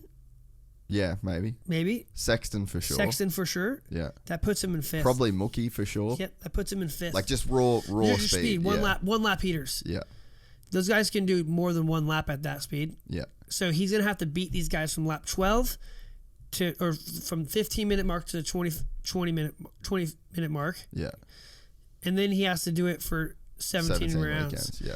And he can. Yeah. He can. But man, how would it be to know you just have to just bite on that leather unless they Just find. grind. And dude, I hope he proves me wrong and shows Well, up. he said, I spoke to him the other day, and he definitely said the bike's better. So like 100%, he was like, yeah, the bike's a lot better. racecraft, he's top 3. Like, could be the first or third, depending on what we argued. Racecraft, just straight up racecraft. Like, Well, he's won the most titles out there, yeah, right? like I think Tomac has him now. Oh, does Tomac have 2 Supercross titles? Yes, he won this year. And then when did the lot?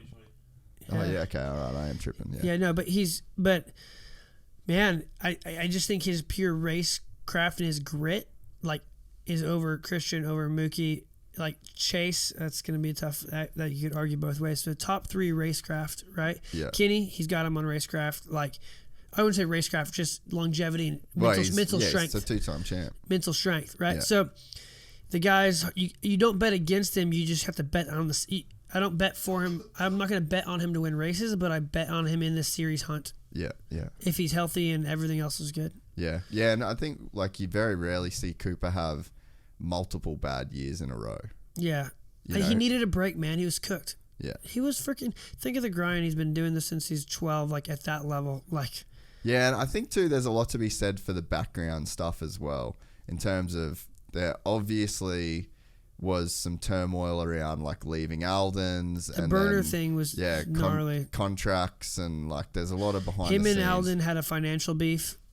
Like, there was some financial beef with Alden, and that's got all squared up. Which, like, kind of fair enough in a sense, because if you look at, I mean, I'm talking about the sport in general, right? So if you're being forced to go to one guy, like, I think we might have even spoke about this, but it's like, if you're being forced to go to one guy only by your manufacturer, it's like, And pay them. yeah, and then, but then I've got to pay this guy, and then he sets the price. So, like, I'm fucked. So it's like, sign up for here, and then, like, then just give him this. So that's literally like, It seems like what Sipkovic was doing with Monster back in the day. yeah.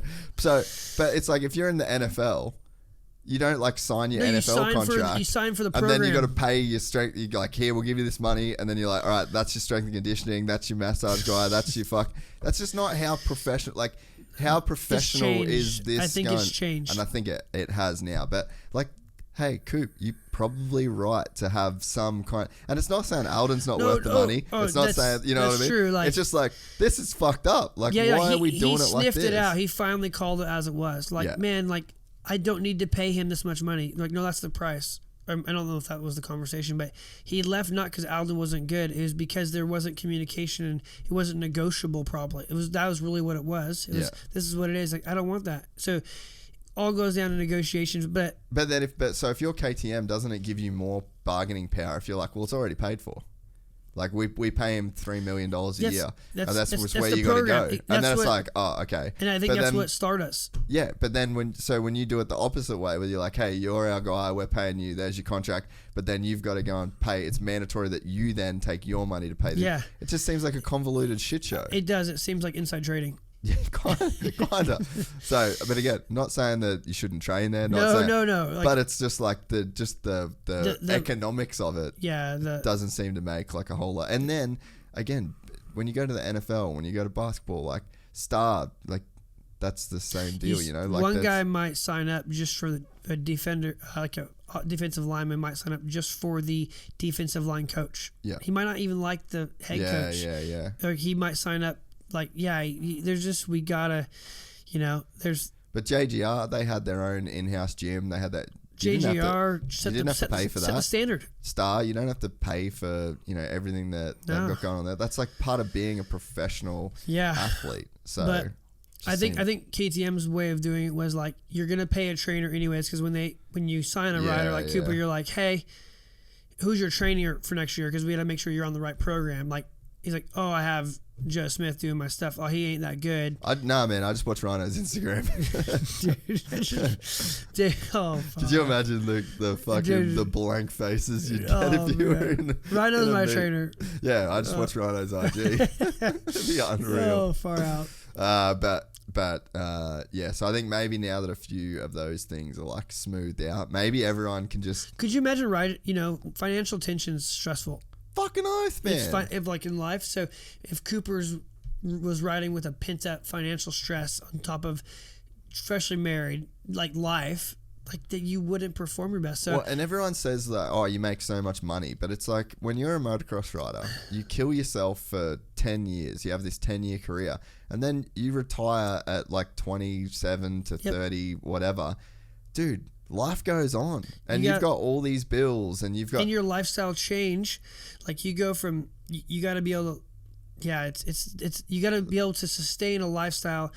And that's the tricky part with moto is like these guys are making, millions of dollars or $1 million. But there's a cost of doing business. There's a cost of business. And then they're used to a certain lifestyle. Then they got to correct it to sustain. It's a tough, dude. Moto's a tough financial, because when you're in it. It's any sport professionally. Like because if I was an athlete, I would want to retire and then not work again. Like, because you've just, it's a different, I think it's just different in the sense that you're paying to do your sport with your body. Like you look at the injuries, like a Justin Bogle, a Colt Nichols, Kent, like you're paying in flesh. Yep. Like not many people, like when I go to work, when you go to work, we're not paying in our own flesh and bones and blood. So it's like when you're in a sport and you're using your body, you've got to that's a racehorse that you got to put it out in a nice green pasture and let it recover, and then just let it live out its day. The things, it's fucked. Yeah. Honestly, man, like, I mean, look at Kenny's arms. Yeah, like he can't go be a laborer now. The thing is, setting up your very few pro motocrossers can set up a lifestyle. Like when you're in it, you're making, let's use $300,000 a year. I talked to Brayton about Cameron McAdoo. $300,000 is not a lot of money. No. So like in the moment, Cameron McAdoo, and I'm a big fan of him, and like, what he's doing is hard work. But like I use him as an example. Like he's got his house, he's got his pool, got his hot chick. She's a country singer. They do their thing. Like they've earned all this and will earn more because they're good people and they're talented. But when you're in that element, when you're that young, it just seems like it might just come forever. Yeah. I'm not saying they think that, but when you're that young, like, that financial freedom will just keep coming. Cameron McAdoo will not get a business job for $300,000 a year. Yeah, no. He will start over at $75,000. Yeah. In America. Yeah. Because he hasn't got a college education. Not because he's not a nice guy, not because he's intelligent. Because on paper, all he knows is this. Yeah. So it's hard to go from making $300,000 a year to nothing. Yeah. It's gnarly. Like thank God I was never that good. Yeah. Because I've watched friends, Billy Laninovich, like, he was my best friend, man. Like, watch him go through some serious struggle of like, I'm not gonna ride for $100,000. I'm like, really? Like, that's heavy. Yeah. Like, I made 180 last year. I'm not gonna ride for 100. Well, try being an electrician at 60. Yeah. Like, that's the rest of his life, you know? So I think you ask any pro rider that went from like a $300,000 a year, which seems like it should sustain forever, it falls off a cliff. Yeah. And then to go back to the... Sorry, we got off Cooper. No, but yeah, it's just like to put it back into context, it's like, it might seem like a crazy deal to like, why are you making such a big deal about paying this money? Like, why is that a problem? Because they could buy an investment property for that. Exactly, you know, and it's just like, I've got a window to make money and I'm being forced to, I'm being forced somewhere. It should be an inclusion. Yeah. It shouldn't be like an a la carte. Yeah. Like that's I agree with you. And I don't know if it is or not. Like, I don't know today but that guy has a first class facility, but everyone's seen it. Like, dude, so many people have gone through his program now that they've taken all the knowledge. You have a Rattray program, you have the 83 compound with burner, right? Yeah. Everyone has knowledge, and they're not just the one shop. He's not the one-stop shop. They've learned, he set the standard of all-inclusive. When we look at Star now, they trump his facility. Yeah. And it's that thing's just a workhorse because they've learned from him. Yeah. Baker's set the standard of what all-inclusive, lockers, this, that. Like, that's what it is. It is pretty crazy to think about this one guy that just was not involved in the moto community really at all. Like, didn't grow up racing, nothing. And he just like, he over the last 25 years has completely changed. Yeah, like, he may be the most influential man in motocross. Who would have had a bigger impact globally on the sport than him. I think, oh man, it's not far off. I think what I would argue is Carmichael was able to get.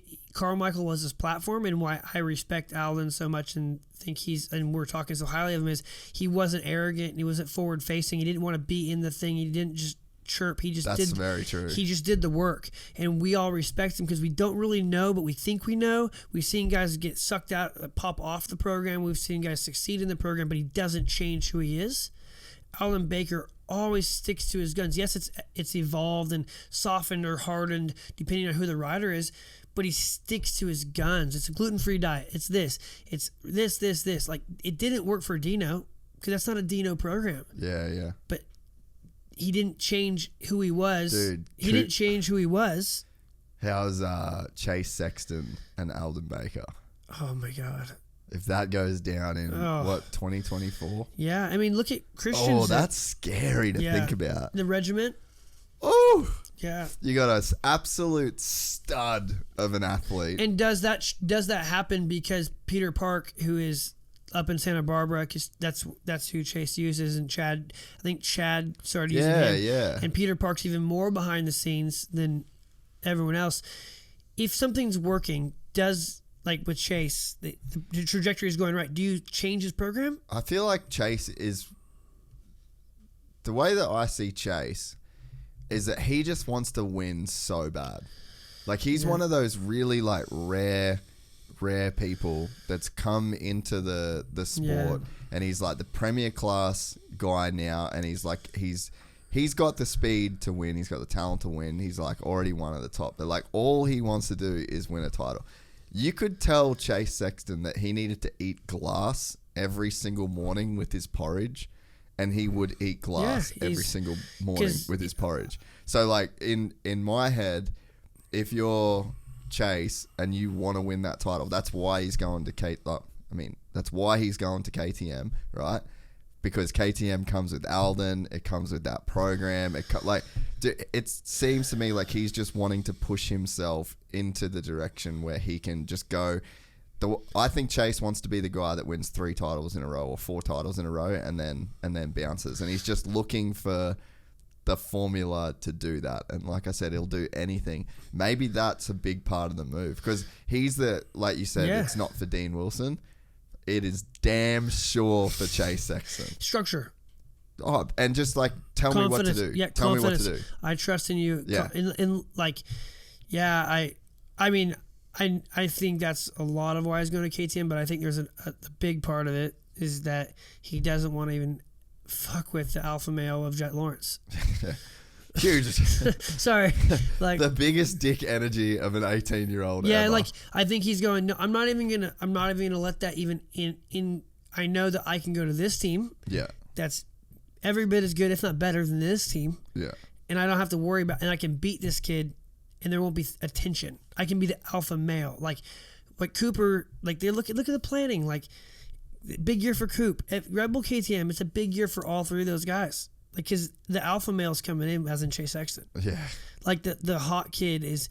So, could you imagine Coop... And he ain't going to be so much of a kid by then either. No, he's the boss. He's the boss hog by the end of that. Like, so, yeah, that's a big one. Chase Sexton, like, this year and the trajectory of confidence through Supercross, outdoors, going on to Red Bull KTM, like, it's going to be dynamic. Like, what that team, the Hunger Games will be going down for with Marv, Coop, and AP. Like, I could see Cooper hanging it up if he doesn't perform like he'd want to. I could just see him going, I'm out. Like, I feel like, though, if Coop doesn't have the year that he wants to have, Bobby Hewitt's the Bobby Hewitt team Triumph. Fuck, maybe, yeah. Literally, that's going to be like a 12. No, he's not, because it's 2025. Yeah, I don't think Coop hangs it up purely because if he can't get it done with KTM, like, he'd probably have something to prove and want to go to he has like that. another bike. He has you know that. what I mean? He has that. Yeah. But going to Justin Cooper. Well, just wait. Let me linger for a second. You just gave me some moto fucking porn of Jet Lawrence versus Chase Sexton. Orange versus red. But yeah, Chase going to KTM and Jet going, like, staying at Honda. Those two Like, dude, first of all, I don't think I've spoke much since the Motocross of Nations thing about Jet, but like, what the fuck, dude? He literally did what we fucking said he was gonna do. Yeah. But the way that he passed Sexton,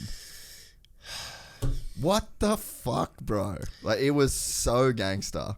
And then you just think about That guy cost me like $600 and 100% goggles to buy my kid those stupid donut oh, you bought him the for pack? Christmas. Yeah, good dad. Good dad. That's But solid. that's how, dude, this guy, there's no one needs 6 pairs of goggles. Sure you do. And I've donuts all over him. But this kid's influence is insane. Yeah. And his riding backs it up. And it's just, the snowball keeps rolling and rolling, and deservingly. But, yeah. Those two are gonna, because there's It's the villain, and they're not villains though. It's just the battle of, you're gonna see the Cooper Webb Ken Roczens thing be nothing, because they're gonna have their kids and shit, and these two guys will be. and there'll be some like legitimate, yeah. I mean, from all reports, that's the word, is that what is they call it? The Lawrence show. Like, he just doesn't want to be involved in the I can Lawrence see show. that. And it's like, I get it, but that's like, that automatically makes you this character now in this story. You know what I mean? Like, because you chose to go over here, that then makes you this character of like, I don't want to be around them. I want to go do my own thing. Jet staying put. He's just still, smiles, like, stays the course kind of thing. So I think just that split there, and then them racing each other, that is like a storyline in itself. And Chase has kind of made himself a certain character in that story. And it's going to be easier for fans to get around Jet's story in that sense. You know what I mean? I actually, we talked about Kenny when we opened this up. He could have stayed there, they said. Could you imagine all 3 of them on the 450 and outdoors? I don't think that evaluation for money was very big to Kenny to go to stay at Honda. I think it was a slap in the face. No, I heard that the money was good. Really? Okay, so I heard, okay, so that's what I... But like, you think about, man, like That would be gnarly. That would be gnarly. The dynamic of the 3, and did they just go? Yeah.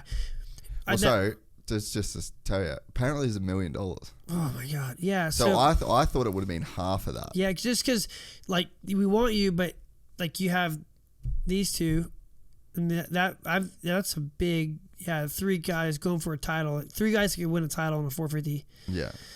I think it's gonna be the Chase and Jet. Like, man, you're gonna see like. That's going to be a crazy level in the sport. 2 kids, they won't be kids anymore.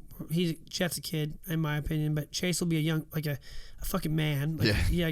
And Jet's coming in, he is the man. He has to get through a year. But, man, the amount of FU each of them will have. Oh, it's going to be intense. It's going to be really intense. And then you'll have, like, Anderson ain't going away. We know that. Yeah. He's only getting better. It's just, there's a lot of dynamic to all this, but wait and see. We got a year. We haven't even started the season yet. We got to, before we get them both on different colors, and they got to make it. Chase needs to just stamp the Supercross series. Yeah. Like, he threw it away last year multiple times, being the fastest guy. Yeah. So then the next Cooper is Justin Cooper.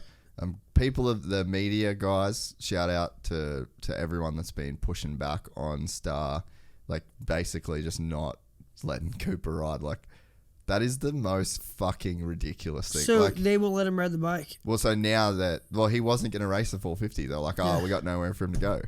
I mean, you just put him on a fucking 450. You just you get his bike, and then you just walk it up the ramp that goes in the truck, and then you tie it down. Yeah, because they're gonna have a mechanic for him outdoors. Yeah, just let the dude fucking ride the bike. I don't understand. Like, he wins all these. He wins a championship. He wins a Motocross of Nations. He's like always been your guy.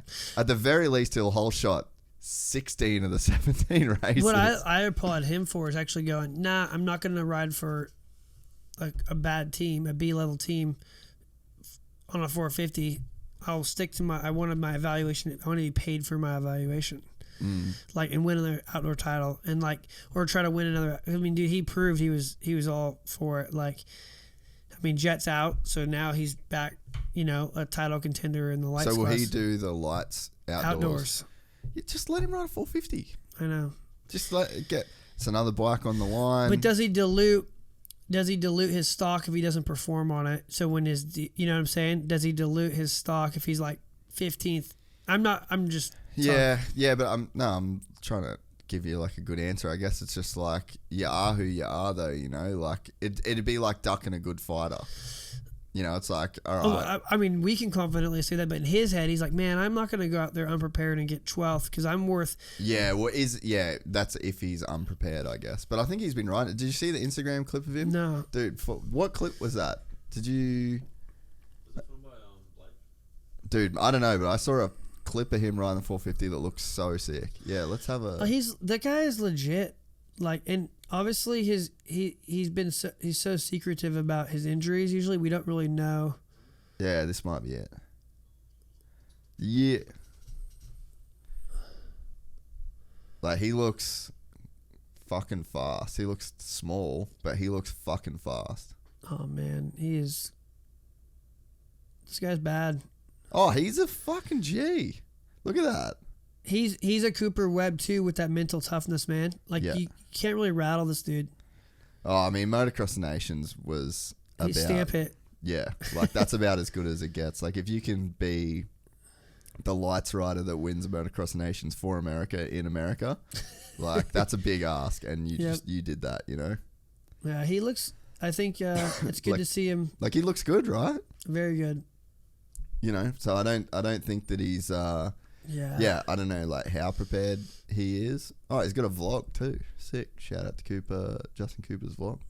But yeah, when I heard that they were just like not gonna have a bike for him to race, it's like, what are you doing? Like, just give the dude. You already have 18 people on your. Yeah. Is it speaking of Star? You're the last team that can claim we don't have bike. We don't. You got everyone.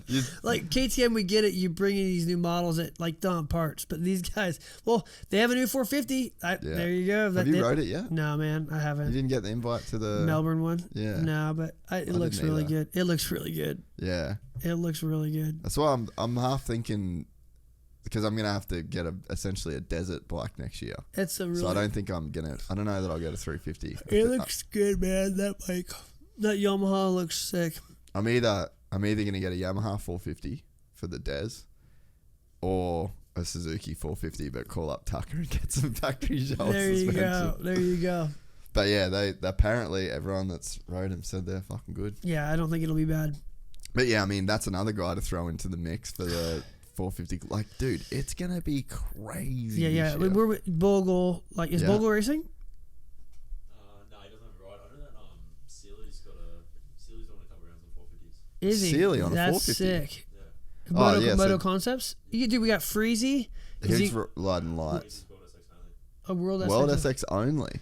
So who's Moto Concepts got? Brayton. No, he's out. Oldenburg. Yeah, right. So that's Oldenburg, and you have, man, like, who else would you have? Like Sealy would be like he's just not the same pace as those guys anymore. But like Dino's in there. Dino's in there. Konski, yeah. It's a crazy season, man. Like Dino could get 18th the first round, or he could do good too. No, that's what. But there is so many guys. There's so many guys. Like, I think Entignap finally was like, yeah, I'm out. Like, I can't rap about getting smoked that much more. The LCQ will be fast as fuck this year. Yeah, it's a legit deal. I'm like, one guy I think, I wanted to touch on was Adam Cincerello. Yeah. Like, I really hope, So what's the rumors are that he's still struggling? His elbow, his hand's going to sleep. So he went on Pulp the other day. Did he did he talk about it? I don't know. Did you listen to it? Yeah. So, I heard he's having his hands going numb, which you can't have. You can't have, and man, it seems so cliche. It just seems ironic that his best friend, the baseball player dude, he just ended his career because he had an elbow injury as well. Really? He had surgery on it, tried to get it fixed, but just called it. He was like a professional baseball player in AA. But man, Adam, I think, the highs and lows. He went to one of those rhino retreats. He's trying to find out his thing. I feel for the guy. He has so much to offer our sport.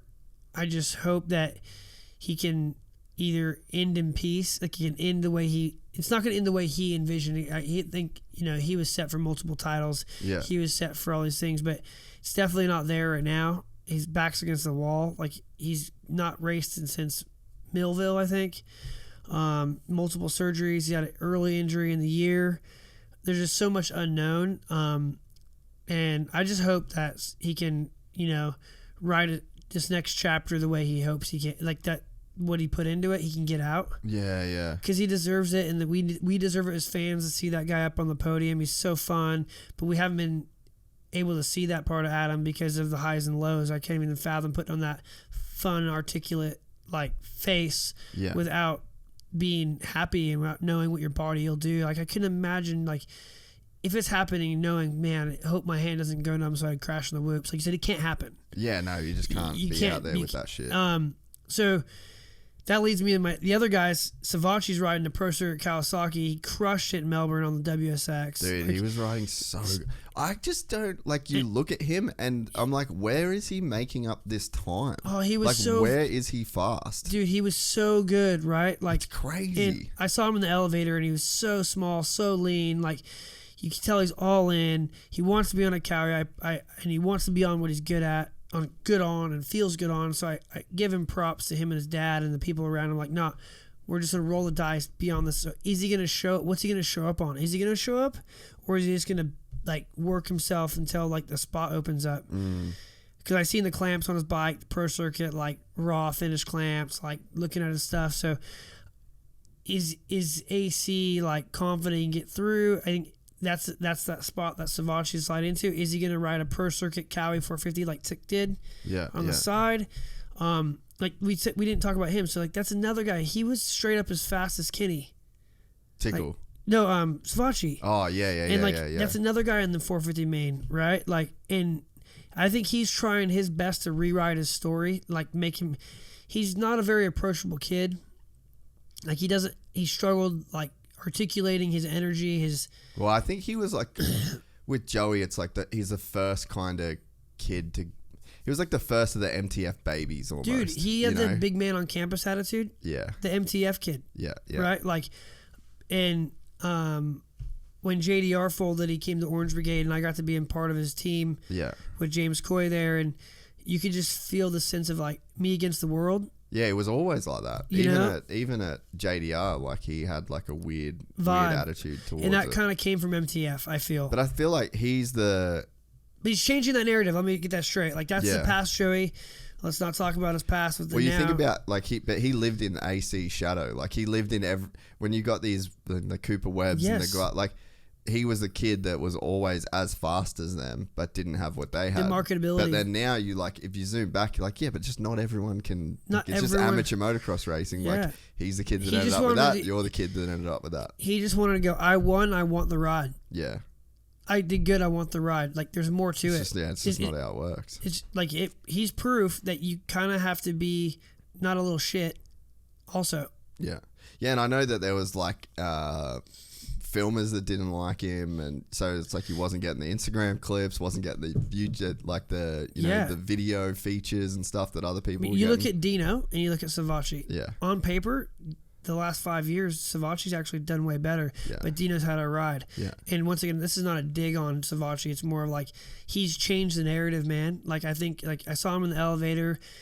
Dude, my son was just tripping. There's Joey Savachi in front of him, and he's trying, and it doesn't come easy to him, and I can appreciate that he's trying.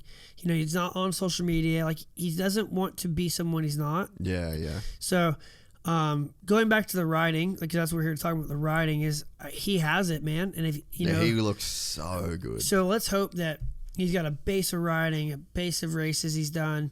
He's got confidence. Does he ride a Rick Weir racing bike? The guy funds him and just rides a Pro Circuit bike like he did at WSX. Once again, proof you don't need a factory bike. Yeah. Well, I think, the whole Adam thing, I feel Adam's kind of our Daniel Ricciardo. He would be. He's kind of the guy that if you're telling your friend about Supercross that doesn't know much about him, AC would be probably the guy that you would kind of point him towards, just super likable, always smiling, like very personable, stylish, great style, like cool. Everything about him you just is like want him to win. Yeah, he's just like That's a cool, great kind of guy. So it's like when you're talking about Formula One, you'd be like, oh, you should like go follow like Daniel Ricciardo. Like he's like the cool, he's the coolest guy. So AC is our DR, I think, in that sense. He's like into cool music, dude, and he's got stuff going on outside of the sport. So it's like if that's true, like I haven't. So and he has Nick Way in his corner, which is another crazy cool guy. Yeah, and then he's the McAdoo. Like their crew is so balanced with people and like real talk. They're not just blowing smoke, trumpets up each other's butts. So. Yeah, that's a great correlation. He just needs it to fall right for him. Yeah, so we need him. Like we do. We need him in our sport. Like he's one of our marquee guys. Maybe results wise the last few years, whatever. But in terms of him as a human being that is a professional motocross racer, definitely need him. He's one of our best representatives that I think that we've got. And I thought he was going to come on the podcast before. Like this season, but he doesn't want to do it just yet. Yeah, I heard. Swap Don Maid is one of my mentors and good friends, and I was listening to their podcast. We're working on my bike the other night, and he said he did a full interview and talking. He was like, "Yeah, don't use that. Please just delete it." Yeah, and that's heavy because he was just like this charismatic. Yeah. Like I don't know what to talk about. Yeah. And Don was just sharing that in the same way we're talking about him in that same breath of like, this guy is awesome. We feel for you. So. Yeah. I should listen to the Pulp thing because I'd be interested to, I guess, hear what they spoke about or whatever. But yeah, I was bummed. I was like, oh, okay, fair. Like, I get it. If you don't want to do it. But I think he's trying to find himself. Like you could. I can't imagine. Like since he was 8, it's just so much pressure, so much spotlight. Always on, always be that guy. Maybe he just wanted to not be on. Maybe he wanted to be more like Savachi and be like. I'm not posting nothing. And he stopped. Yeah. For how long? Months and months of like not letting us into his world because he didn't like who he was or didn't like where he was going and needed. Well, there's a weird thing that happens, and it's why I don't post much, like in my personal life. Like, and that's even like going to Dubai. Like, I didn't post about it and like fuck all because I don't know. It's just a weird thing that happens. Like this is like my job and I treat this like my job. Like I don't want it to be like my personality and I don't want every part of myself to be on the internet to be like engaged with and like I just kind of like I was just sitting in a fucking box in Dubai like trying to make some shit happen and like, I didn't want to like, and I felt shit for a lot of it, to be completely honest. Like I was just sitting having all that doubt and like all just none of my friends are here, I don't know anyone, like what am I fucking doing, but all that. And then there's the urge to then you post about it, you talk about it, and then you get this response back, and then it's like it ends up like affecting fully the way that you live, so it's it does, man. I can tell you I wouldn't say struggle, but I think about that a lot. Like, so I like to support people because I've had people support me my whole life, right? But I think it's reciprocal. People support me because I support them. Yeah. You support me, I support you. Like, right? We, the Electron guys sent a card from the U.S. for me to try because I talked about one on something. Yeah. Right? I did a reel today. I'm 42 years old, dude. Yeah. I felt the need to post an Insta banger of me riding a 2-stroke and tagging Electron. Yeah. I felt the need not to build my ego because I felt the need to share that this is a rad product. Yeah. But I get insecure that people think I'm making it about I think I'm cool. Yeah. Like that's the same. Yeah. Like, does that make sense? Well, like, yeah, because there's such. I don't care about the metric, the like or the tag, or like the metric of the post, but I feel. Do people think I'm trying to think I'm rad? Because I'm not. Yeah. I'm a balding dad with gray hair with 3 kids that are way cooler than I am and a hot wife. Right? But I post these things and I'm like, fuck, like tagging 100%. Well, I feel part of the brand because I was like the 4th guy there testing shit. Yeah. Not because I want free shit, but it's become a habit. Yeah. And it's become a thing that I want people to think that that's a rad product because I think it's a rad product. Yeah. But do I do this at my season of life? I work for the largest e-commerce store in Australia, MX store, and I get to work with Intense. I don't need to tag them. I work for them. Yeah. But I want to support them. Like this sounds bad. So no, it's a weird. It's a weird dynamic. And I like to support people that do cool shit. Yeah, but I think Sorry. in your case, like it's just genuine. So like the thing that you always have to look at, I think, like under the base layer of everything that you should do, you should just look at what your real intention is. Right. And like if you can be honest, and if you can zoom out and look at yourself and like, okay, this is my genuine intention for like posting this or saying this or doing this. And if it's like cool, then fuck it. That's all. Like if it's a genuine intention, then you should do it. No matter if people could say, why are you tagging 100%? Well, you work for like all those things, like the negs that you just putting in. Yeah. Then it doesn't matter if it's genuine. But if when you're looking at yourself, you are going like, I'm posting this for, I want the feedback. And that's what I think in my personal life, the times where I've noticed that where I'm like, I'm feeling a bit shit. But if I post something, like I'll have 1,000 people see it and I'll have a bunch of comments and then I'll start getting messages and then I'll be so then you like, so I know like, my intention there like kind of wasn't quite right. But then it's just that whole mess of doing something and then it gets feedback and then that feedback gets to you and then you modify your behavior based on that feedback. And it's all right in smaller-ish doses or whatever, but when you're that point with AC, right? Yeah. So like when you're a pro rider that's been under the spotlight your entire life, like in the same way that I said, like I don't want this podcast to be like my identity. I want it to be a thing I show up for and a job that I want to do really fucking well. And yeah, it's a business. Like this is like economics behind this, but it's not who I am. It's not. Like my self-worth doesn't go up and down with like how many people listen or the fucking blah, blah, blah. So it's like, but when you're an athlete and you've done that for your entire life and you're only known as that and then your income is tied to that and then you've had that feedback loop, not because, and so I think this is where it's a little bit different with like professional sportsmen is that shit comes along with being good at sport. So like that feedback loop, right? So it's not like he's signing up for that. So when people, just a normal person posts on Instagram or like me, I chose to start this podcast, right? So like I knew going into it that there would be this, I would then be engaged in like this feedback loop. But when you're an 8-year-old kid that's like insanely good at motocross, you can't have any like you don't fathom the fact that in 30 or 20 years, I'll be 28. I'll be one of the fucking most famous riders in the world, and I will have constant scrutiny. So it's like, and that's what Casey couldn't reconcile with. You know, if Casey Stoner genuinely could have just showed up to the track, raced the bikes with no one in the crowds, no cameras, no nothing, and they just like wrote down the winner, that's the series he would have been in. But there's no separation between like church and state when it comes to professional motocross and media, or like professional sport and media. Shane McElrath, dude.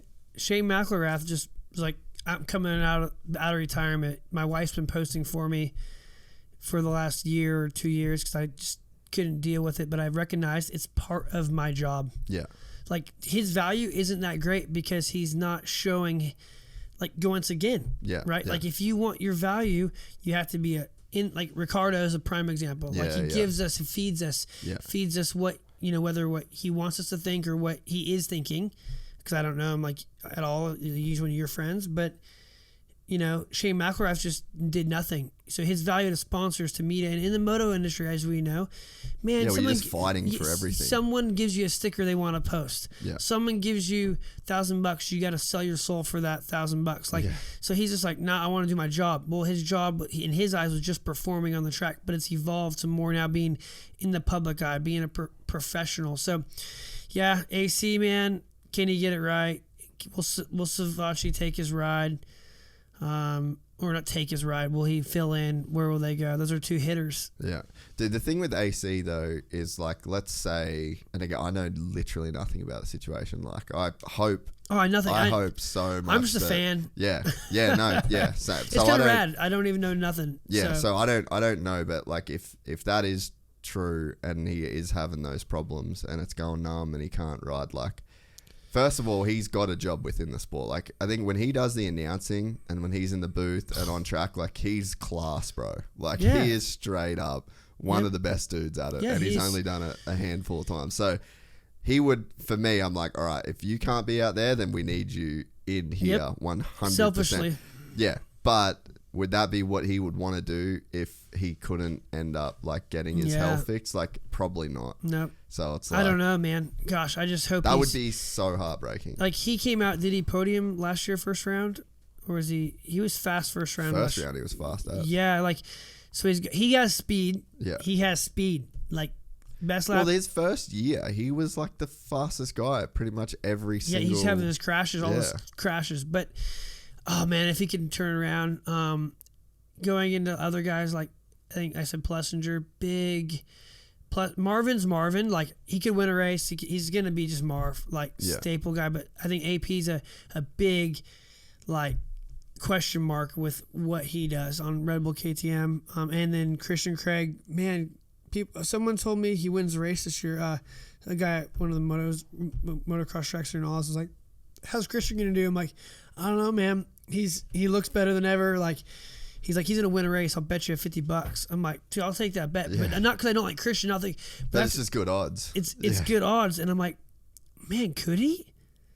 Like, he could, dude. Oh, he could. He could, but like, Malcolm could too. Could Yeah. he? Like, There's the pile of like who could win a race is about as big as it's ever been. But the pile of who will win a race, who could win? Like, really, like, think about it. Like, Christian Craig could definitely win a race. you think so? Yeah, why not? 25 minutes. I think 25 minutes of holding off Sexton, Tomac. There'd have to be a big pile up. Yeah, like A triple crown. He could win a triple crown. yeah. That's what I mean, but I'm saying like yeah. I could see a world Yeah, where yeah, he yeah. wins a race. Yeah, So yeah. maybe it's not like Yeah. I'm not saying straight up dominates all Basically, those guys for 25 laps. all factory Husky and all of KTM and all of Honda. Like, Yeah. pretty much every factory team could win a race. could have won a race. Yeah. Like, both guys. But who will win a race? Like, so then for me, there's like two piles, right? Yeah. So there's the who could win a race, fucking heaps of them. Who will win a race? Tomac. That pile gets real smaller. So Tomac. like, and this is definitely right now, we can say without a doubt they will win a race next year. Okay, I'll go first. Tomac, Anderson, Sexton. Sexton, Cooper, Webb. He will win one. Did he win one last year? I don't think he did. Dude. I think he's the first. Yeah, he didn't. Yeah. I think they multiple times the first guy to not back up a title, or did not win a race, right? But I think this year he'll win one. Kenny could win one. Is he in the could pile or will pile? Fuck, that's it. So that's what I meant. There's two. There's that the who will 100% win a race is Eli, Kenny, Chase, and Ando. That's like the straight. Like they just 100% will win it. Everywhere like the coulds, there's a big pile of coulds because they're all crazy. badass motherfuckers. But back in the day, there was only 5 coulds. no 3 Woods. Yeah. Like, And you had 5 McGrath, coulds. Carmichael, right?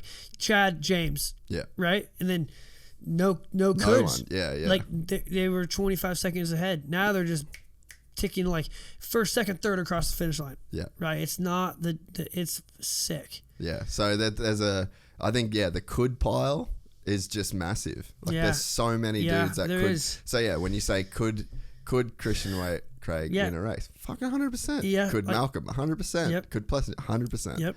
But it's We're like not going to be like, you never saw that coming. no, there's no way. Plessinger's a champion. Dude, look at the champion base. Webb. Like, there's like 12 champions. Yeah. Malcolm Stewart, Christian Craig, Justin Bogle, Justin Dean Barsha, Wilson. Dean Wilson. Yeah. Like the top. Ken Roczens. There's like 15. I mean, there's like 15, 18 champions. Yeah. It's incredible what Yeah, we're in and store for. It's like we are entering a new era though. But guys are staying on longer. Yeah, Look yeah. at all the dads, dude. There's a lot of dad bods. Christian Craig has the Brady Bunch, just freaking everyone. yeah. But I can't talk. I have the same kids. as him. Yeah. But we're in a really good space with personality, bike changes, like all this cool stuff. Like Tomac's on a new bike, yeah, same team, new bike. It's Kenny going backwards within like tech. Do we dive into the lights class a little bit? Yeah, what else we got? Griff, what other topics What am I we on? missing? Tom Bial. That's lights class. Perfect segue. How's he going? How's he go? Fast and crash. Yeah. Fast and crash. It's going to be real hard. It's going to be real hard. He's still trying to figure out his electricity bill. Trust me, I've been there this time of year for a guy. So I was when Kenny moved to the US, he lived just around the corner, pretty much had a bedroom in our house to get away from his old boy because he wasn't allowed to do any fun shit. Yeah. So Kenny had his house where he slept, That's and then awesome. had our house, which was like the fun house.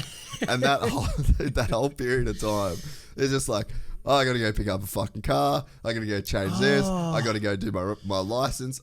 Dude. A lot of logistics. So much shit that Tom Biel is going to have to deal with. Ferrandis was the first racer that I heard say, I miss home. I remember him going, I miss home. This has been way harder than I thought. It's so like it's hard. Like I look at me moving here and I think about, friends that I have. I can't even imagine. I was moving here and just going to work. And you were 40. Yeah. I can't even imagine. Like you've done this shit for years. I can't even imagine.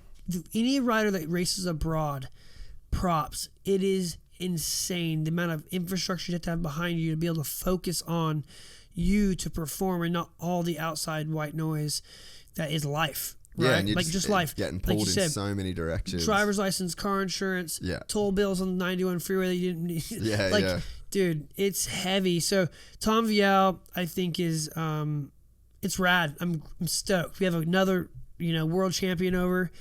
Like he's gonna be fast. I think Max Voll and his teammate. This is a zero hero. Yeah, he'll be good. Zero hero. When you're on a team like Red Bull, this is his third year on that team as a lights guy, which I'm so surprised they kept him. Yeah. Like not because he's not worth it, but just because they normally like they didn't perform out. But there's something there. We've seen it. You're like, he has to be good. Yeah.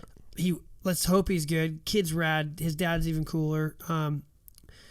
Yeah, they have a rad little lights team. Then Mosman, I think Mosman's going to do Mosman things. Is he on Gas? Gas. Yeah. Like, he was so good last year, like in terms of elevated, like his riding. Yeah, level. he's incredible, but I just think he has that brain fart thing, like that he always just tucks the front.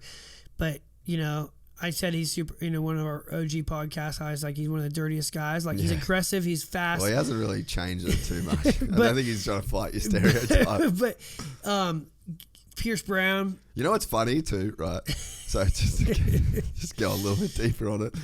Everyone would always say Andrew Short was like the dirtiest guy. Dude, he was. Right? So full Christian. Yeah. Like as Christian as it gets. Yes. And nicest guy in the world. Same with Miles Mosman. He's married at like 19. Yeah, Christian as all get out and one of the nicest guys in the world. Maybe because he's married, he's getting laid now. He's gonna be way smoother. Maybe. Yeah, dude, imagine. Fuck. Can you go to that? Mosman's sick. He's a good kid too, man. Yeah, he's a nicest. If Jackson Richardson's hanging out with people like that, you've got to be cool. You're cool, right? Like, go to the team vid. Let's watch VL ride some soupy. I think that was on. I was Larry Brooks, dude. 1992. That's such a good crash. Just clip your. That's something I would do. It's so relatable. Recent. Let's see how he looks.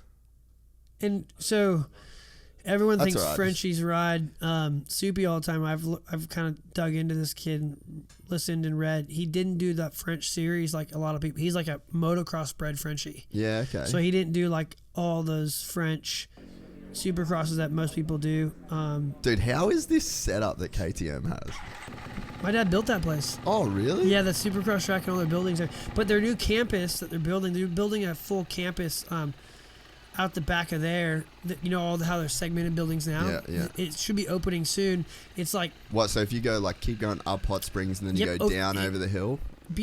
Up like towards the airport. Oh, okay. They're having a full campus, like massive, dude. Their race shop has 8 semis that can pull in it. Dude, so this is, you live in Australia now, right? And you understand that there's 0 fucking tracks because of noise from housing complaints. Does it not blow your fucking mind when you watch this footage and you see this? Like, I used to live, no shit, 400 meters from this track right now. Yep. This is America, dude. That is literally America in a nutshell. Yeah, that was like a landfill. That was a small like recycling. Like you can see some of the stuff that was where they recycled like yard waste, and so they couldn't do nothing with it. And the council would rather take the money than have it sit there. Then they tell everyone else to be quiet, right? Am I getting this right? This is the one that... This is right behind the race shop. Okay, yeah. So this is where... This is I used in to town. literally so live the up people on watching the hill. this is in town. Like this is in Temecula. Like right, there's an airport. And that's the other thing. The zoning for it is why they could do it. Because there's an airport runway that ends up against it. So Yeah, French Valley, eh? Yeah. But dude, watching this, more cool shit. This guy looks good. Yeah, how you thinking? I'm thinking podium. Yeah, okay. Dude, I would think so too. Like, you just got a guy... I look at his whoops, like, he doesn't look like he's not looking like he's overriding the bike, trying to be Mr. Scrub Daddy. He looks seasoned. The whoops at this track look absolutely massive. gnarly too, This is the year of the whoops. Everyone's tracks are gnarly with whoops. Except the Australian Supercross tracks. Tom Vial looks the goods, man. It'd definitely be cool. I feel like we've missed Red Bull KTM as like a player in the lights class. It hasn't been for a while. That it's like Kenny Marv kind of era, you know. Yeah, it's having a factory. There's something about a factory lights kid. Yeah.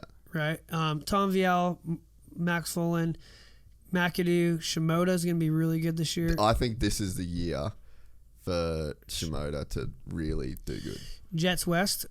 Yeah. Let's hope Vial's East. Yeah. Everyone just jumps to the East It'll Coast. literally be just Jet. Like no one else will enter. I know. I do think it's gonna be a bit of a bummer. Like the only thing is, you know, sometimes when you're just a shoe-in, shit gets sideways. Yeah. But he's been a shoe-in really since that first year. One guy that's I wouldn't say dark horse, but kind of in the Cinderella realm, Faulkner. You think Faulkner comes and does good? I think I'd like to see him do good. He's got some FU in him, dude. I see he's doing his vlogs. I remember seeing Faulkner when he just started getting real popular, social media, and he was riding his scooter and doing all these crazy. I was like, man, just do it on a BMX bike. And I see he's hanging out with Andy Buckworth, and like doing vlogs, and I feel he's finding himself. Yeah. He's like doing more. Like he's a talented kid doing like life shit, like skating and BMX and like being a kid. And he's married. He's not a kid anymore, but I think that's the stuff that makes him feel good. Dude, having a chick that hot would have to fuck with your head, though, I reckon. Surely. Oh man, I think that's. I don't know. Like, dude, I don't know if I'd want to sign up for that kind of commitment just to be around that all the time. Maybe why he keeps her in Oklahoma. I don't know. Yeah, seems like a full-time job. Right? That'd be like a chick that you just know your husband has a massive cock. Just be like, you're not playing sports. you're not going anywhere where people can fucking see what you got going on. Gosh. You ain't going anywhere. And he's so young, and they're just so young. Man.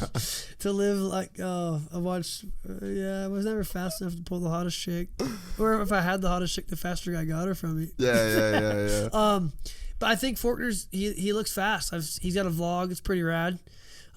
He just does cool shit. Don't know him from Adam. Just a young fast kid.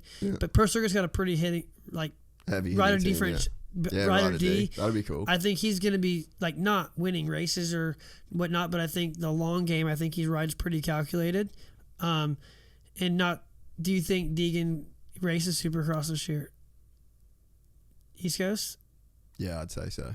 God, he's so cool. So I have zero intel. No, me neither. That's why I have zero. I love that. Yeah. I actually love being over here. I'm so disconnected. Sometimes I have FOMO, but I can be a better fan. Yeah. And Dude, his mini O's races, the commitment. That's why I reckon.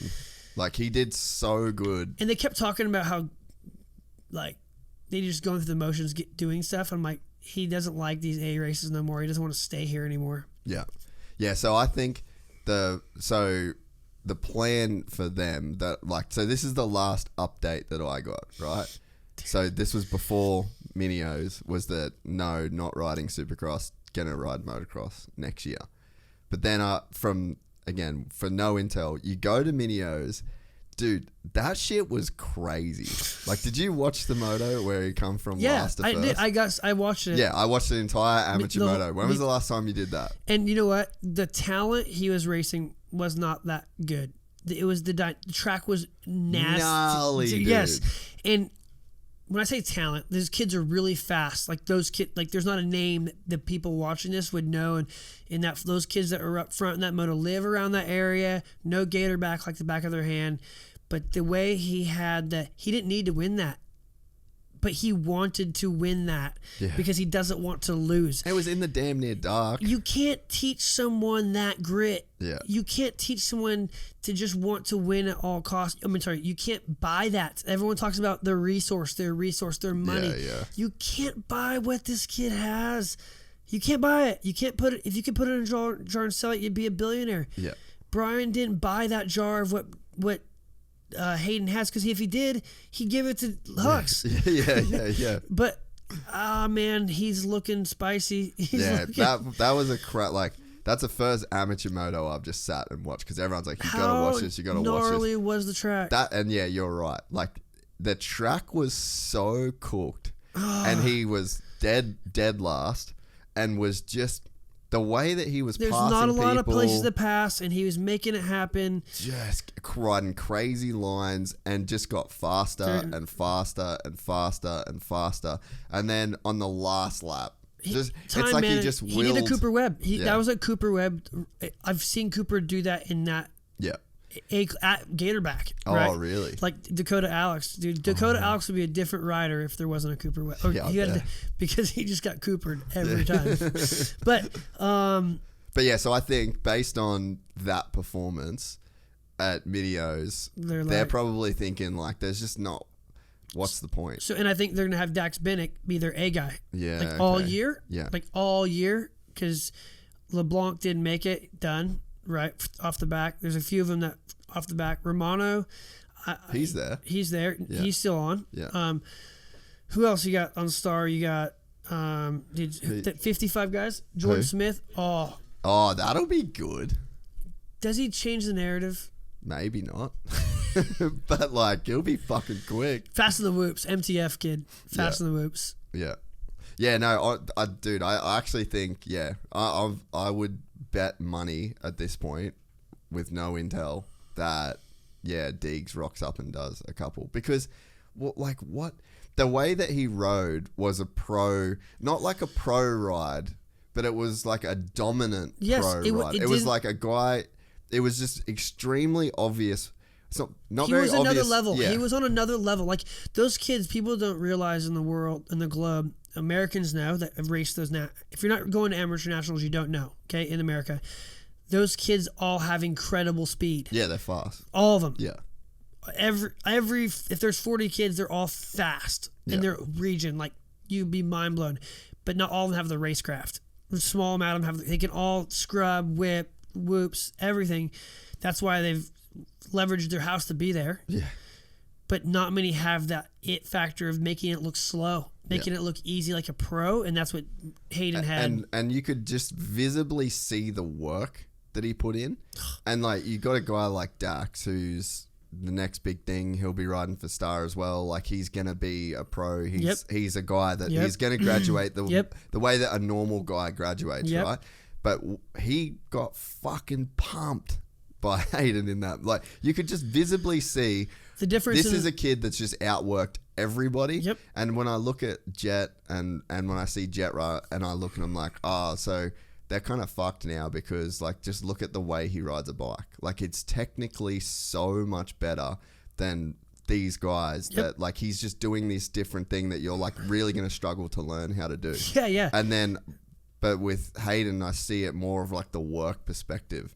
Like, here's a guy that dropped it in the first turn on the gnarliest track and just outworked like, you could just visibly see the work that this kid's put in.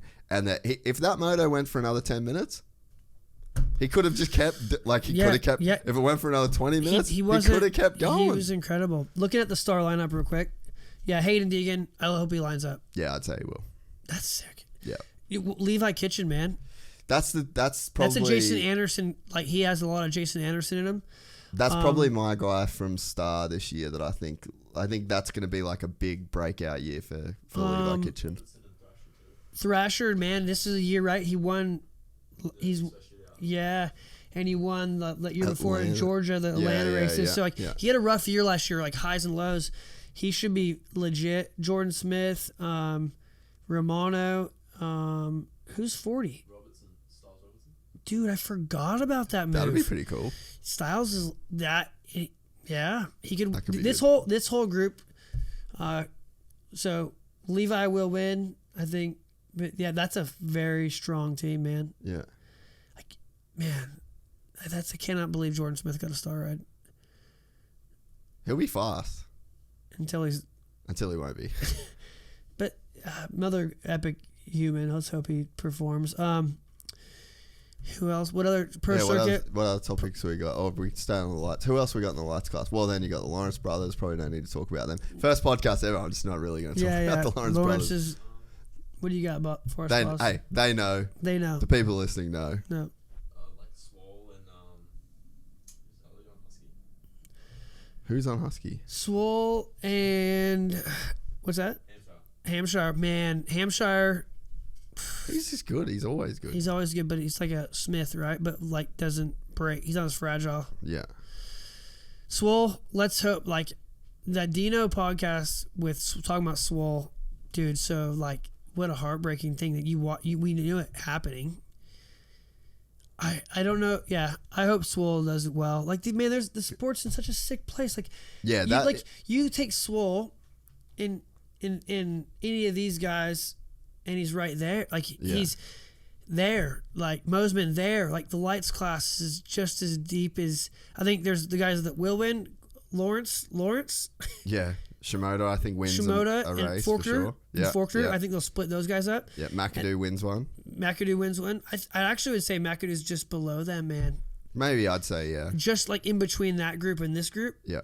So, yeah. But the could bucket... is like everyone else on a factory team. Yeah, it's pretty wild. And I think that probably won't go fully into like the rule change, but where does McElrath race? Does he race lights? I'm pretty sure he's filling in for HEP. Oh, is he? For Hartraff, yeah. That's cool. Yeah. Skinny's teammate. Yeah. But he'll be on Twisted T-Truck. Yeah. Yeah. That's gnarly that they just fully got like Progressive over here, Twisted Tea. That, I mean, you got to do it. You can't. You can't have Red Bull. Yeah. You could have Red Bull with Twisted Tea. I bet it'd be a banger. Probably. Kenny probably will too. Wow, we're set for it's gonna be a we're missing out, man, on so many guys. Like, what about these guys? Like, there's that many epic guys. Some local guys like privateer dudes. Barex got Masterpool and Wageman. Cool. So Wageman went from Solitaire, or not Solitaire, but it's Ryan Clark's team. Yeah. And to Barex Suzuki. But how about Mumford's Wrist? Oh, dude, such a bummer. So that was Barex, eh? Yeah, Barex team. Yeah. Yeah. Okay. So Wageman. That's honestly fucking sucks. Because he was on a good one, dude. Yeah. He said too that it was like the bike that went, and just after that chat with Dino, where Dino was saying like he had a bunch of stuff and they're not allowed to say stuff. I actually, it was quite cool to see Carson say that the bike exploded, because I feel like you should be allowed to say like, hey guys, I didn't crash because I'm a fucking idiot. Dude, I crashed because my motor exploded. He finally had a base, like he's getting faster. And I've talked about Carson a lot. Like, he's finally getting that base, but that looked like a bad one. Yeah, it was bad. Plates. Oh, fuck, dude. That's just another... He'll come back. The kid's... He's a hard worker. Far out, dude. It's heavy. But yeah, the Bar X is Wageman. Larry was that team manager, so I wonder who the team manager is now. Yeah, there's just a lot of teams like little sub teams like back east, especially like there's not many. We're forgetting like Club MX even. Like they're a major player now. So Club MX, you have J-Mart, Federational talent. Yeah, dude, he's so sick. He's the man. Eh? He is the man. Yeah. Like he is. Yeah, and he's ripping. Yeah. Like he is absolutely like I know he has good fun with talking about how he's old and they shouldn't be out there, but the dude is ripping. Yeah. Like he's gotten faster. He needs to be out there. Like Phil Nicoletti personality-wise too. He needs to be out there and he deserves to have that ride. And but J Mart, I just don't think he's got it in Supercross, man. Yeah. I just don't think he has the technique. He doesn't have it. Yeah.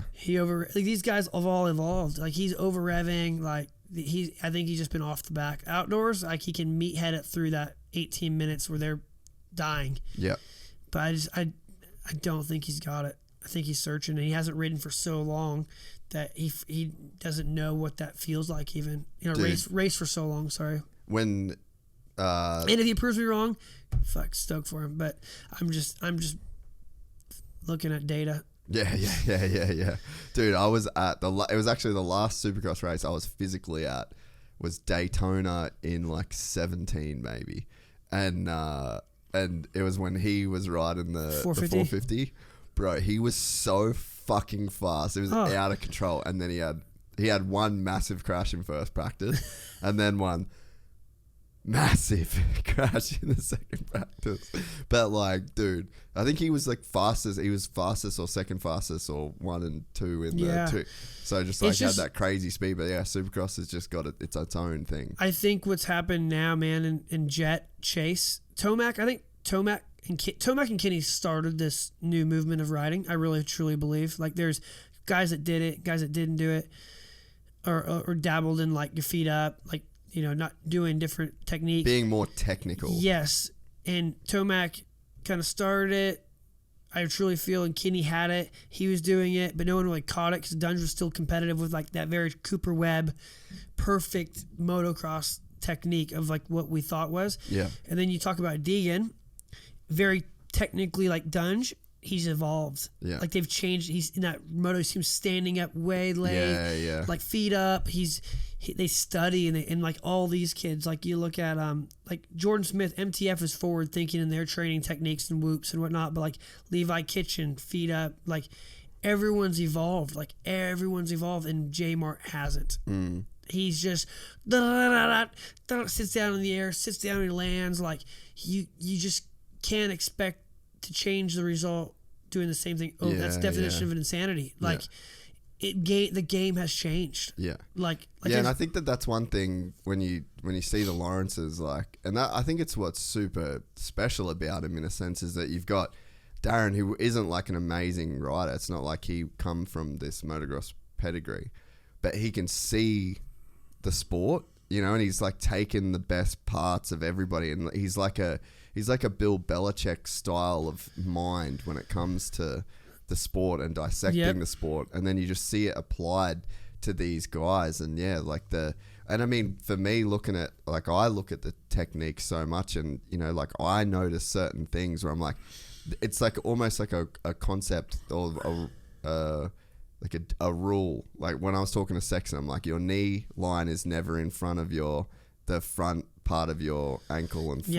And it's just like, but that's like jiu-jitsu terminology in a sense, where it's like, all right, if you want to pass this guard, I need to be this knee line. My knee line needs to be your hip line, or an underhook is always on the far side. So there's these little and we didn't have that in moto. That wasn't like a moto speak. But now I think you're seeing like, okay, so the fastest guys, they stand on their toes, their hips are back, and then their knee never goes in front of the front arch of their foot. So there's like these little mechanical things now that you're seeing come into play, and you're right, like some guys just aren't, that's not integrated into their style at all. No, and like, it's weird though, right?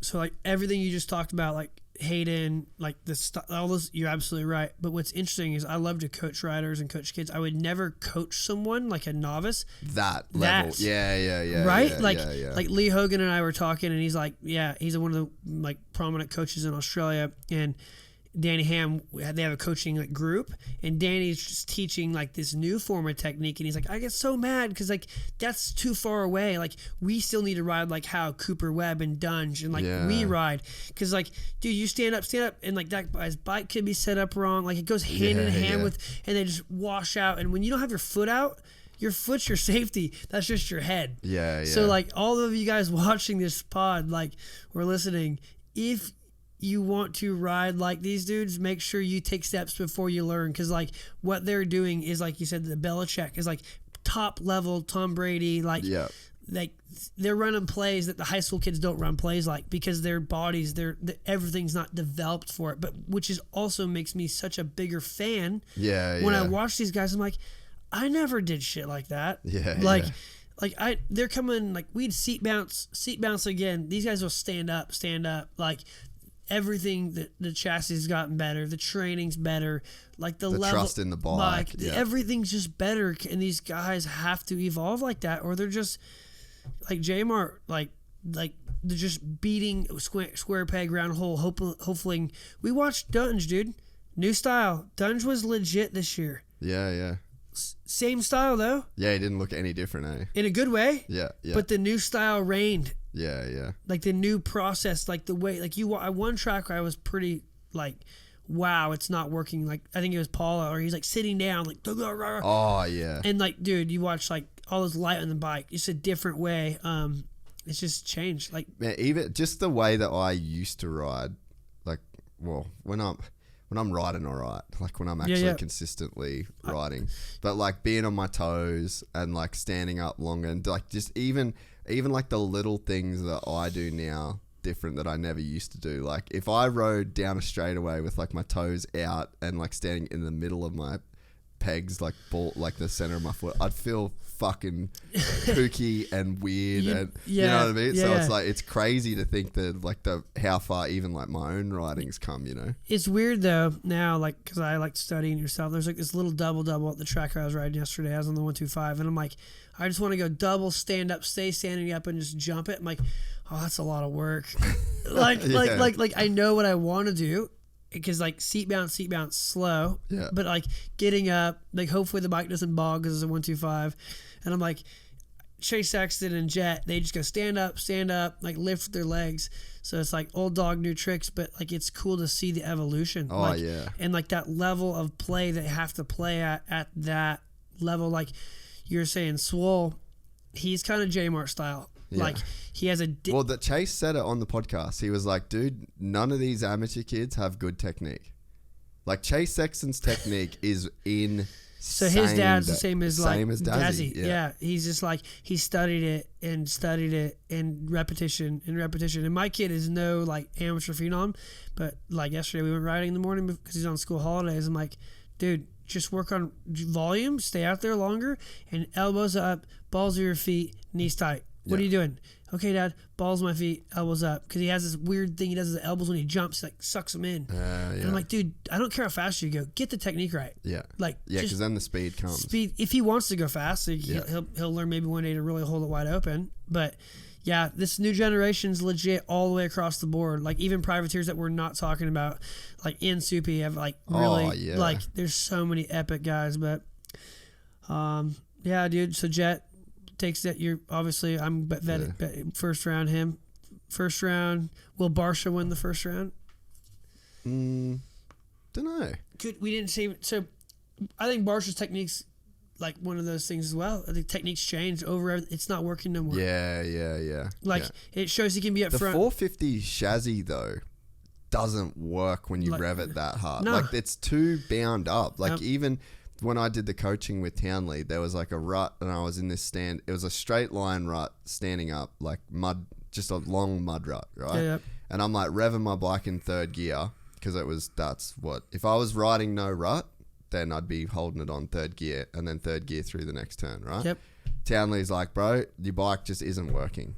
and I was Upshift. like, oh, I'm just not good in these ruts. And he's like, okay, upshift to fourth before you get into it. Let the pressure go of your hands and use your feet to steer the bike through the rut. That's the most like, what the fuck? But then you see it in the footage, man. I'm just like, and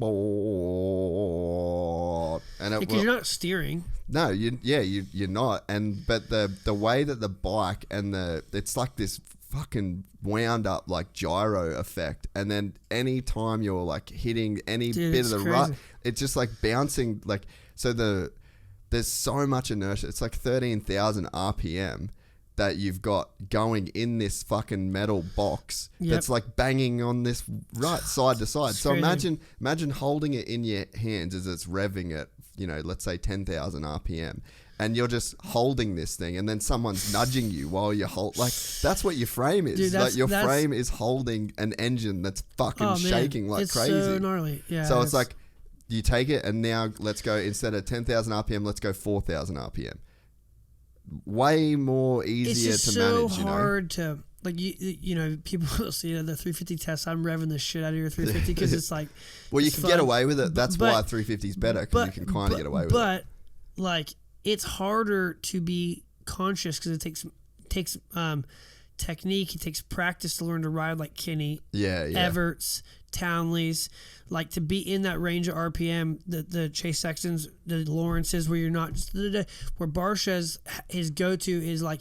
How many teams have got him on their team and like or technique? Oh, let's try just short shifting. It lasts 2 laps and blah blah blah because that's just what he rides. Like, so it's effective, but I think in 2023, but only to a point. I think in 2023 we're gonna see the year of like technique. Like it's happened in 22, but you're gonna see this year like there's so much. Well, you look at Formula One, for example, right? They are locked in. There's no one's fucking what? Like you're not sending a Formula One car. There's like it's all finesse. Like you're on the edge, like of being just perfect braking markers, perfect acceleration. Like you're not lighting up the rear tire. So like where I feel like Supercross especially is like moving more towards that, where you've just got you've got to have so much respect for the throttle. You've got to have so much respect for the balance of the bike, because the tracks are just so dynamic now as well, I as you said that, I was thinking of something I saw. I think a video of Reedy or Stu on a 250 or 2-stroke days. Like, remember when their technique went that far ahead of everyone's? Now that's happened in the 450 class. Yeah. Like now, because they were riding those 252 strokes, 125s, the absolute fastest they could go. I would say that. Like these guys now like Chad Reed could have won straight rhythm in his prime against these. They maximized the technique out of those 2 strokes in my opinion. Yeah. Like standing up late in turns, the tracks were a lot more crude. Then they adapted like that same technique into 450s, and now in 23, you're having this new technique come that they like. That separates, right? And like the Tim Ferries and the other guys of that era, the Jeff Emmigs. Jeff Emmig didn't ever grab that next technique that James Stewart. Well, look at the technique advantage that McGrath had over everyone. Yeah, and then it went to then James took that to that, and then now Chase and the Lawrences and Eli and Ken. I think as a whole, because I think Jet learned, Dazzy and Jet and Hunter all learned from Eli 100%. And Kenny. So like then they've taken it and it's been highlighted. It's been highlighted by Carmichael saying this kid's technique, and so now parents are like seeing it. And then Deegan's like, that's the new thing. Hayden, pivot. Yeah, we ride like that. Well, and you see like there's so many parallels that you can pull with just sport in general, right? Like so MMA is a perfect example. Like if you're a champion, maybe like heavyweight, light heavyweight, a little bit different, because it's just like they've literally got a fucking dynamite in their fit. So like they're playing a game of like, don't touch my dynamite. And I'm not gonna touch your dynamite. But you look through have you got time to go? Like 15 probably. Yeah, cool. If you look at any champion from 135 to 180, you have to have perfect technique. So when someone gets you up against the fence, there is a technique for every single scenario man. that you are faced in, even to getting your hands onto the ground so that you're technically a grounded opponent. You need to do everything to stop the person from connecting their hands. You need to stop their hips getting below your hips. So it's like there's technically you have to be crazy sound. Then you go to the feet, and then it's like, okay, you need to know all of the technicalities of like striking with this person. There's all these submission escapes. You need That's crazy, right? So that's now. You go back 10 years, it was just rock'em sock'em robots. Yeah. And just fucking who was just this crazy, gnarly fighter guy. And almost Moto is like that in a sense where it's just like, who can be that dude for the longest period of time? But then it's like every sport, the more money, the more time, and the younger that... So like the UFC champions of today would have been watching the UFC champions because of content, man. So now, you know, you're just getting like this data, and then it's like this tree of data goes up and out while it's developing, You look at, I think there's two sports that when you talk about technique and like evolution, and they're very different. Swimming. How are swimmers getting faster, man? Like people have been swimming so they don't so they don't die since the Titanic, right? Yeah. People have been swimming as long as there's been water. Right? But people are getting faster because of technique. Straight up technique. Yeah. And it's just more data. Yep. Yeah, BMX. Holy crap. Yeah. BMX is turning what snowboarding and skiing is, where I don't know if the guys are going to switch off axis because it's so much gymnastics within the sport. Like right? I Like, see what you're saying. Like it's like I watch snowboarding and I blows my mind what they're doing, but I don't know what they're doing because there's spinning and flipping and grabbing. It's not just some switch method. You're so fucking right. Like BMX is there. Yeah. Where I'm like, I don't even know what's happening because there's so much off access and so much shit. Where like skateboarding, again, technique. Yeah. That's a technique driven sport. We're getting way off topic, but like you're technique right, is like, skate is the only sport. Like moto, dude, take any Tom, Dick, and Larry. There's a freaking a ski ramp. Put it in third. They can jump. They can come off the ground. They can land. Yeah. A skateboard, bro. I ain't doing it. We ain't all laying off a curb. We're gonna fall off the curb and break our wrists and be done. Yeah. Like surfing the same way. You have to know the ocean and technique, and it's so rad where we are in sport. Like it's defined by the smallest best pieces, right? It's not you can't just. There's not many sports now you can just be a meathead and just ram it through, you know. But moto as a sport, like I think like one thing going back to like our core competency, and that is moto for me, is like the motorcycle is not going to improve that much. It's a matter of improving your motorcycle for you. Yeah. Like, and Kenny's the prime example of that, right? Yeah. Is this motorcycle going to be for him or not for him? Yeah. Like Honda's been known for making the bike worse than it gets better, then worse than it. What if we just went back to the 2005 Honda 450? That was dope. Like, could that So, man, it's just cool. Like I look at these star guys that's up on the screen, and I'm like, Levi Kitchen, dynamic, Jason Anderson style. You got Thrasher, which is like a thoroughbred of like technique, trained. You have Jordan Smith, one of the last of like. Yeah. Like, he's kind of like an older era kind of. He's an older era, dude. I think he's 30 now. If you rode for Geico, you old. Like these guys don't know what Geico is. It's pretty incredible where we're at with the sport. No, I agree. So a couple of house call things before you get out of here. Yeah. You coming to World Vets next year? You dogged me on fucking Manji a couple years ago. I did. I'm going to World Vets next year, 110%.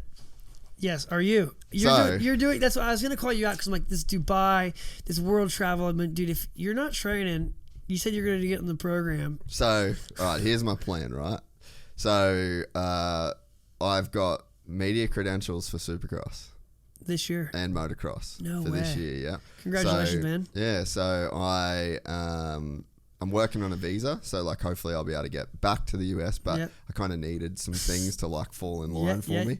But yeah, so I'm like balls deep. I'm trying to get back there. No guarantees that the US government will actually be like, no, all right, we'll let him back in. But yeah, I'm like fully balls deep in that I'm spending a bunch of money trying to make it happen. And so my plan will be to race World Vets in 2023. I don't know what, but probably a Stark, if I'm fair. That's cool, man. Probably do it on a Stark. That's dope. And so Maddie's coming. Azza's coming. My mate Sawley's coming. Franco is coming. So like I'm taking, we're gonna get fucking jerseys made. So, we're gonna get team shit printed. I had FOMO this year. This is the year of the Aussies going over.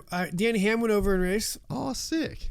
And he did okay in the 40 class. I was talking to him about it, and I'll be 35, so I can do 35 class. that's so rad. I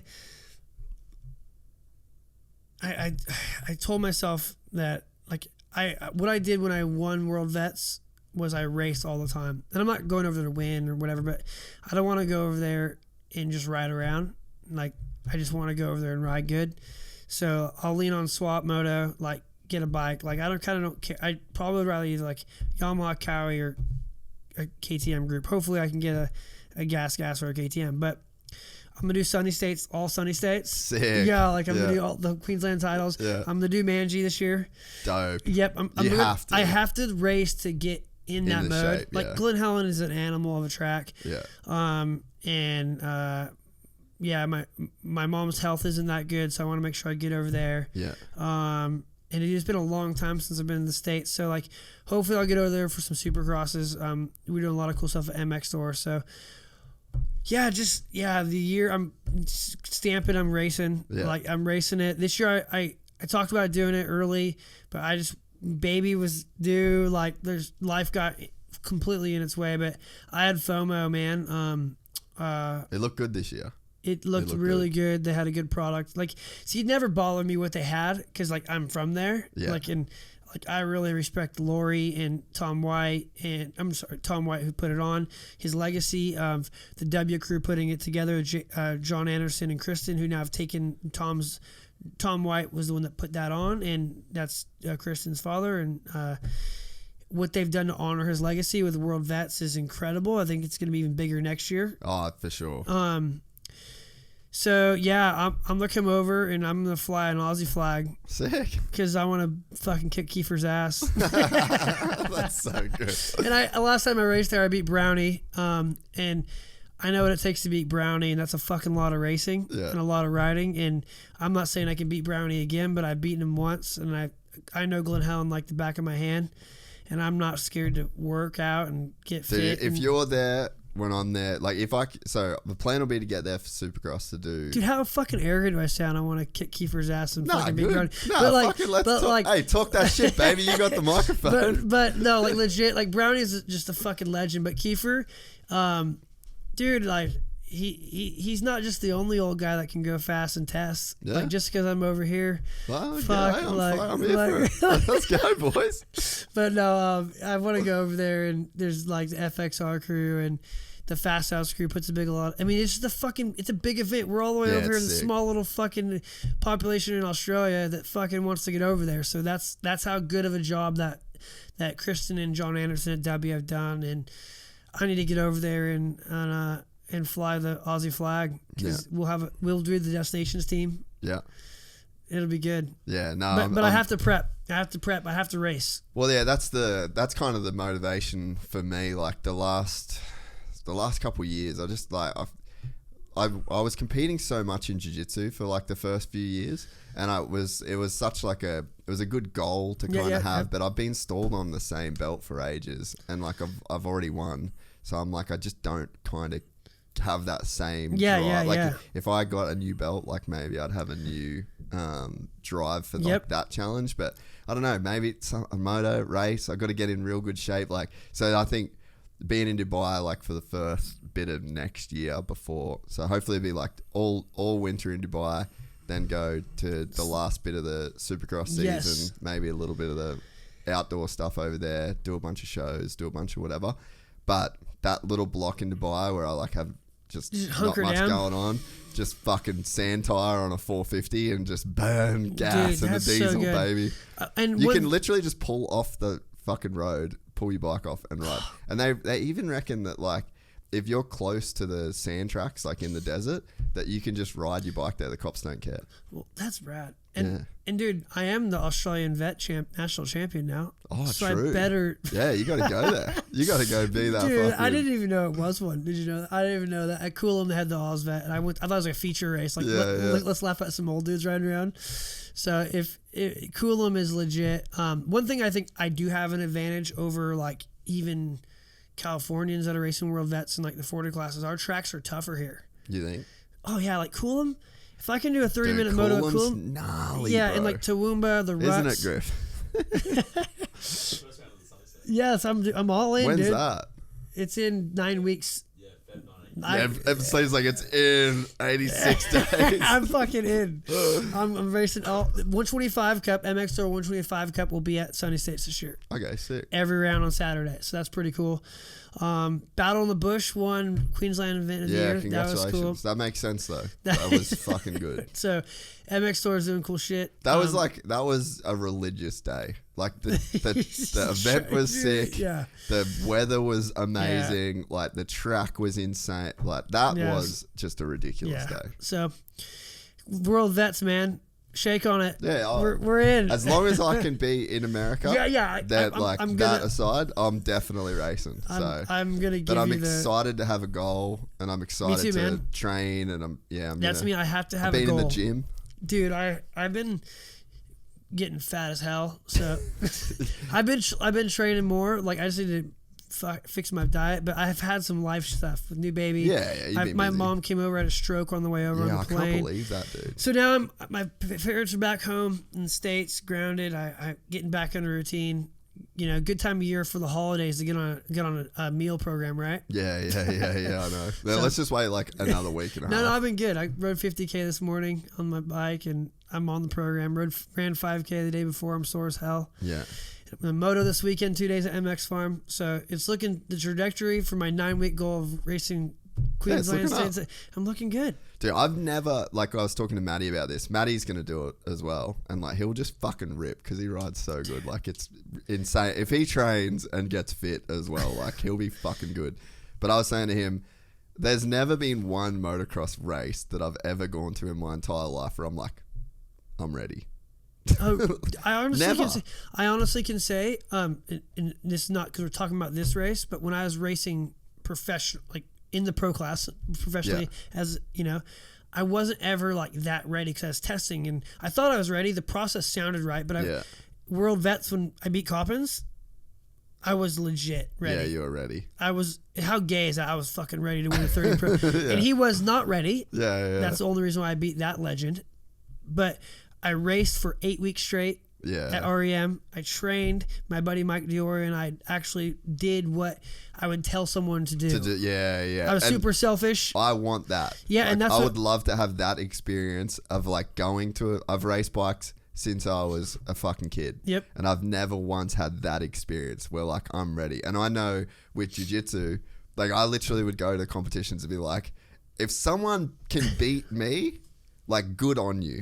Yeah. Like I feel I'm happy for you if you could beat me because like I'm ready. fucking ripping at this right now. Good luck to everybody else. Like, and if I've never even felt like that one time on a moto, so I didn't even know that existed until I did jiu-jitsu. But that's interesting you say that. Like that's And it wasn't even arrogance or ego. I was literally like, man, honestly, like I've done the numbers here. Like they're just if you can fucking beat me with how hard I've trained and with all these other matches that I've won, like then you fully deserve to win. Yeah. It's a good feeling, right? Like when I race mountain bikes now, like enduro and masters class, like same thing. I come ready to win. In XC, I come ready to not die. I'm like, I just want to squeeze everything out. Like I prepared this much. I just want to get all what I prepared out, and I'm stoked. Like XC is just a mental sufferfest for me, and that's where like moto is like. Moto, I'm not getting better, dude. I'm like, I'm going the wrong way, but I want to go. I put this much in. I want to get this much out. Right? Yeah. Like, no, I completely agree. Like, if I only put that much in and I get all that out, that's epic. And that's what I look at my kids, like with all they do is like, I had a parent ask me, how come, like, man, I seen you, like, in Oz, like, how come you're not hard on your kid? You've done so much. I'm like, well, first and foremost, like, not that much on stats. I've been around the industry as such, but like, why aren't you super hard on Mason? Like not all these parents yelling, and I'm like, I don't put that much time in. Yeah. What I put into him from like volume, taking him to the track, like bikes I provide him, he gives me a little more. Yeah. So I'm like, sick, but he's not going, give me more. We're like, Noah with soccer, he's like, I want more. And we feed it and he gives it back out. So you keep feeding it. Where Mason feeding it right now isn't going to give me more. Yeah. He's just a frother. Yeah. And that's like not a bad dude to be. No. Yeah, that's like, kind of the guy you want to be. That's the kind of guy you want to be. Like, epic little rider, but a frother, and he's not like, man, I didn't win. He's like, Dad, that was rad. You know, like, that's cool. But like, to your point, me and you, we want to come off the track like, Jace, that was rad. Yeah. Not like, fuck, I didn't win. I just don't want to be, like, I went to Manji this year because I didn't want to let the people of WA down.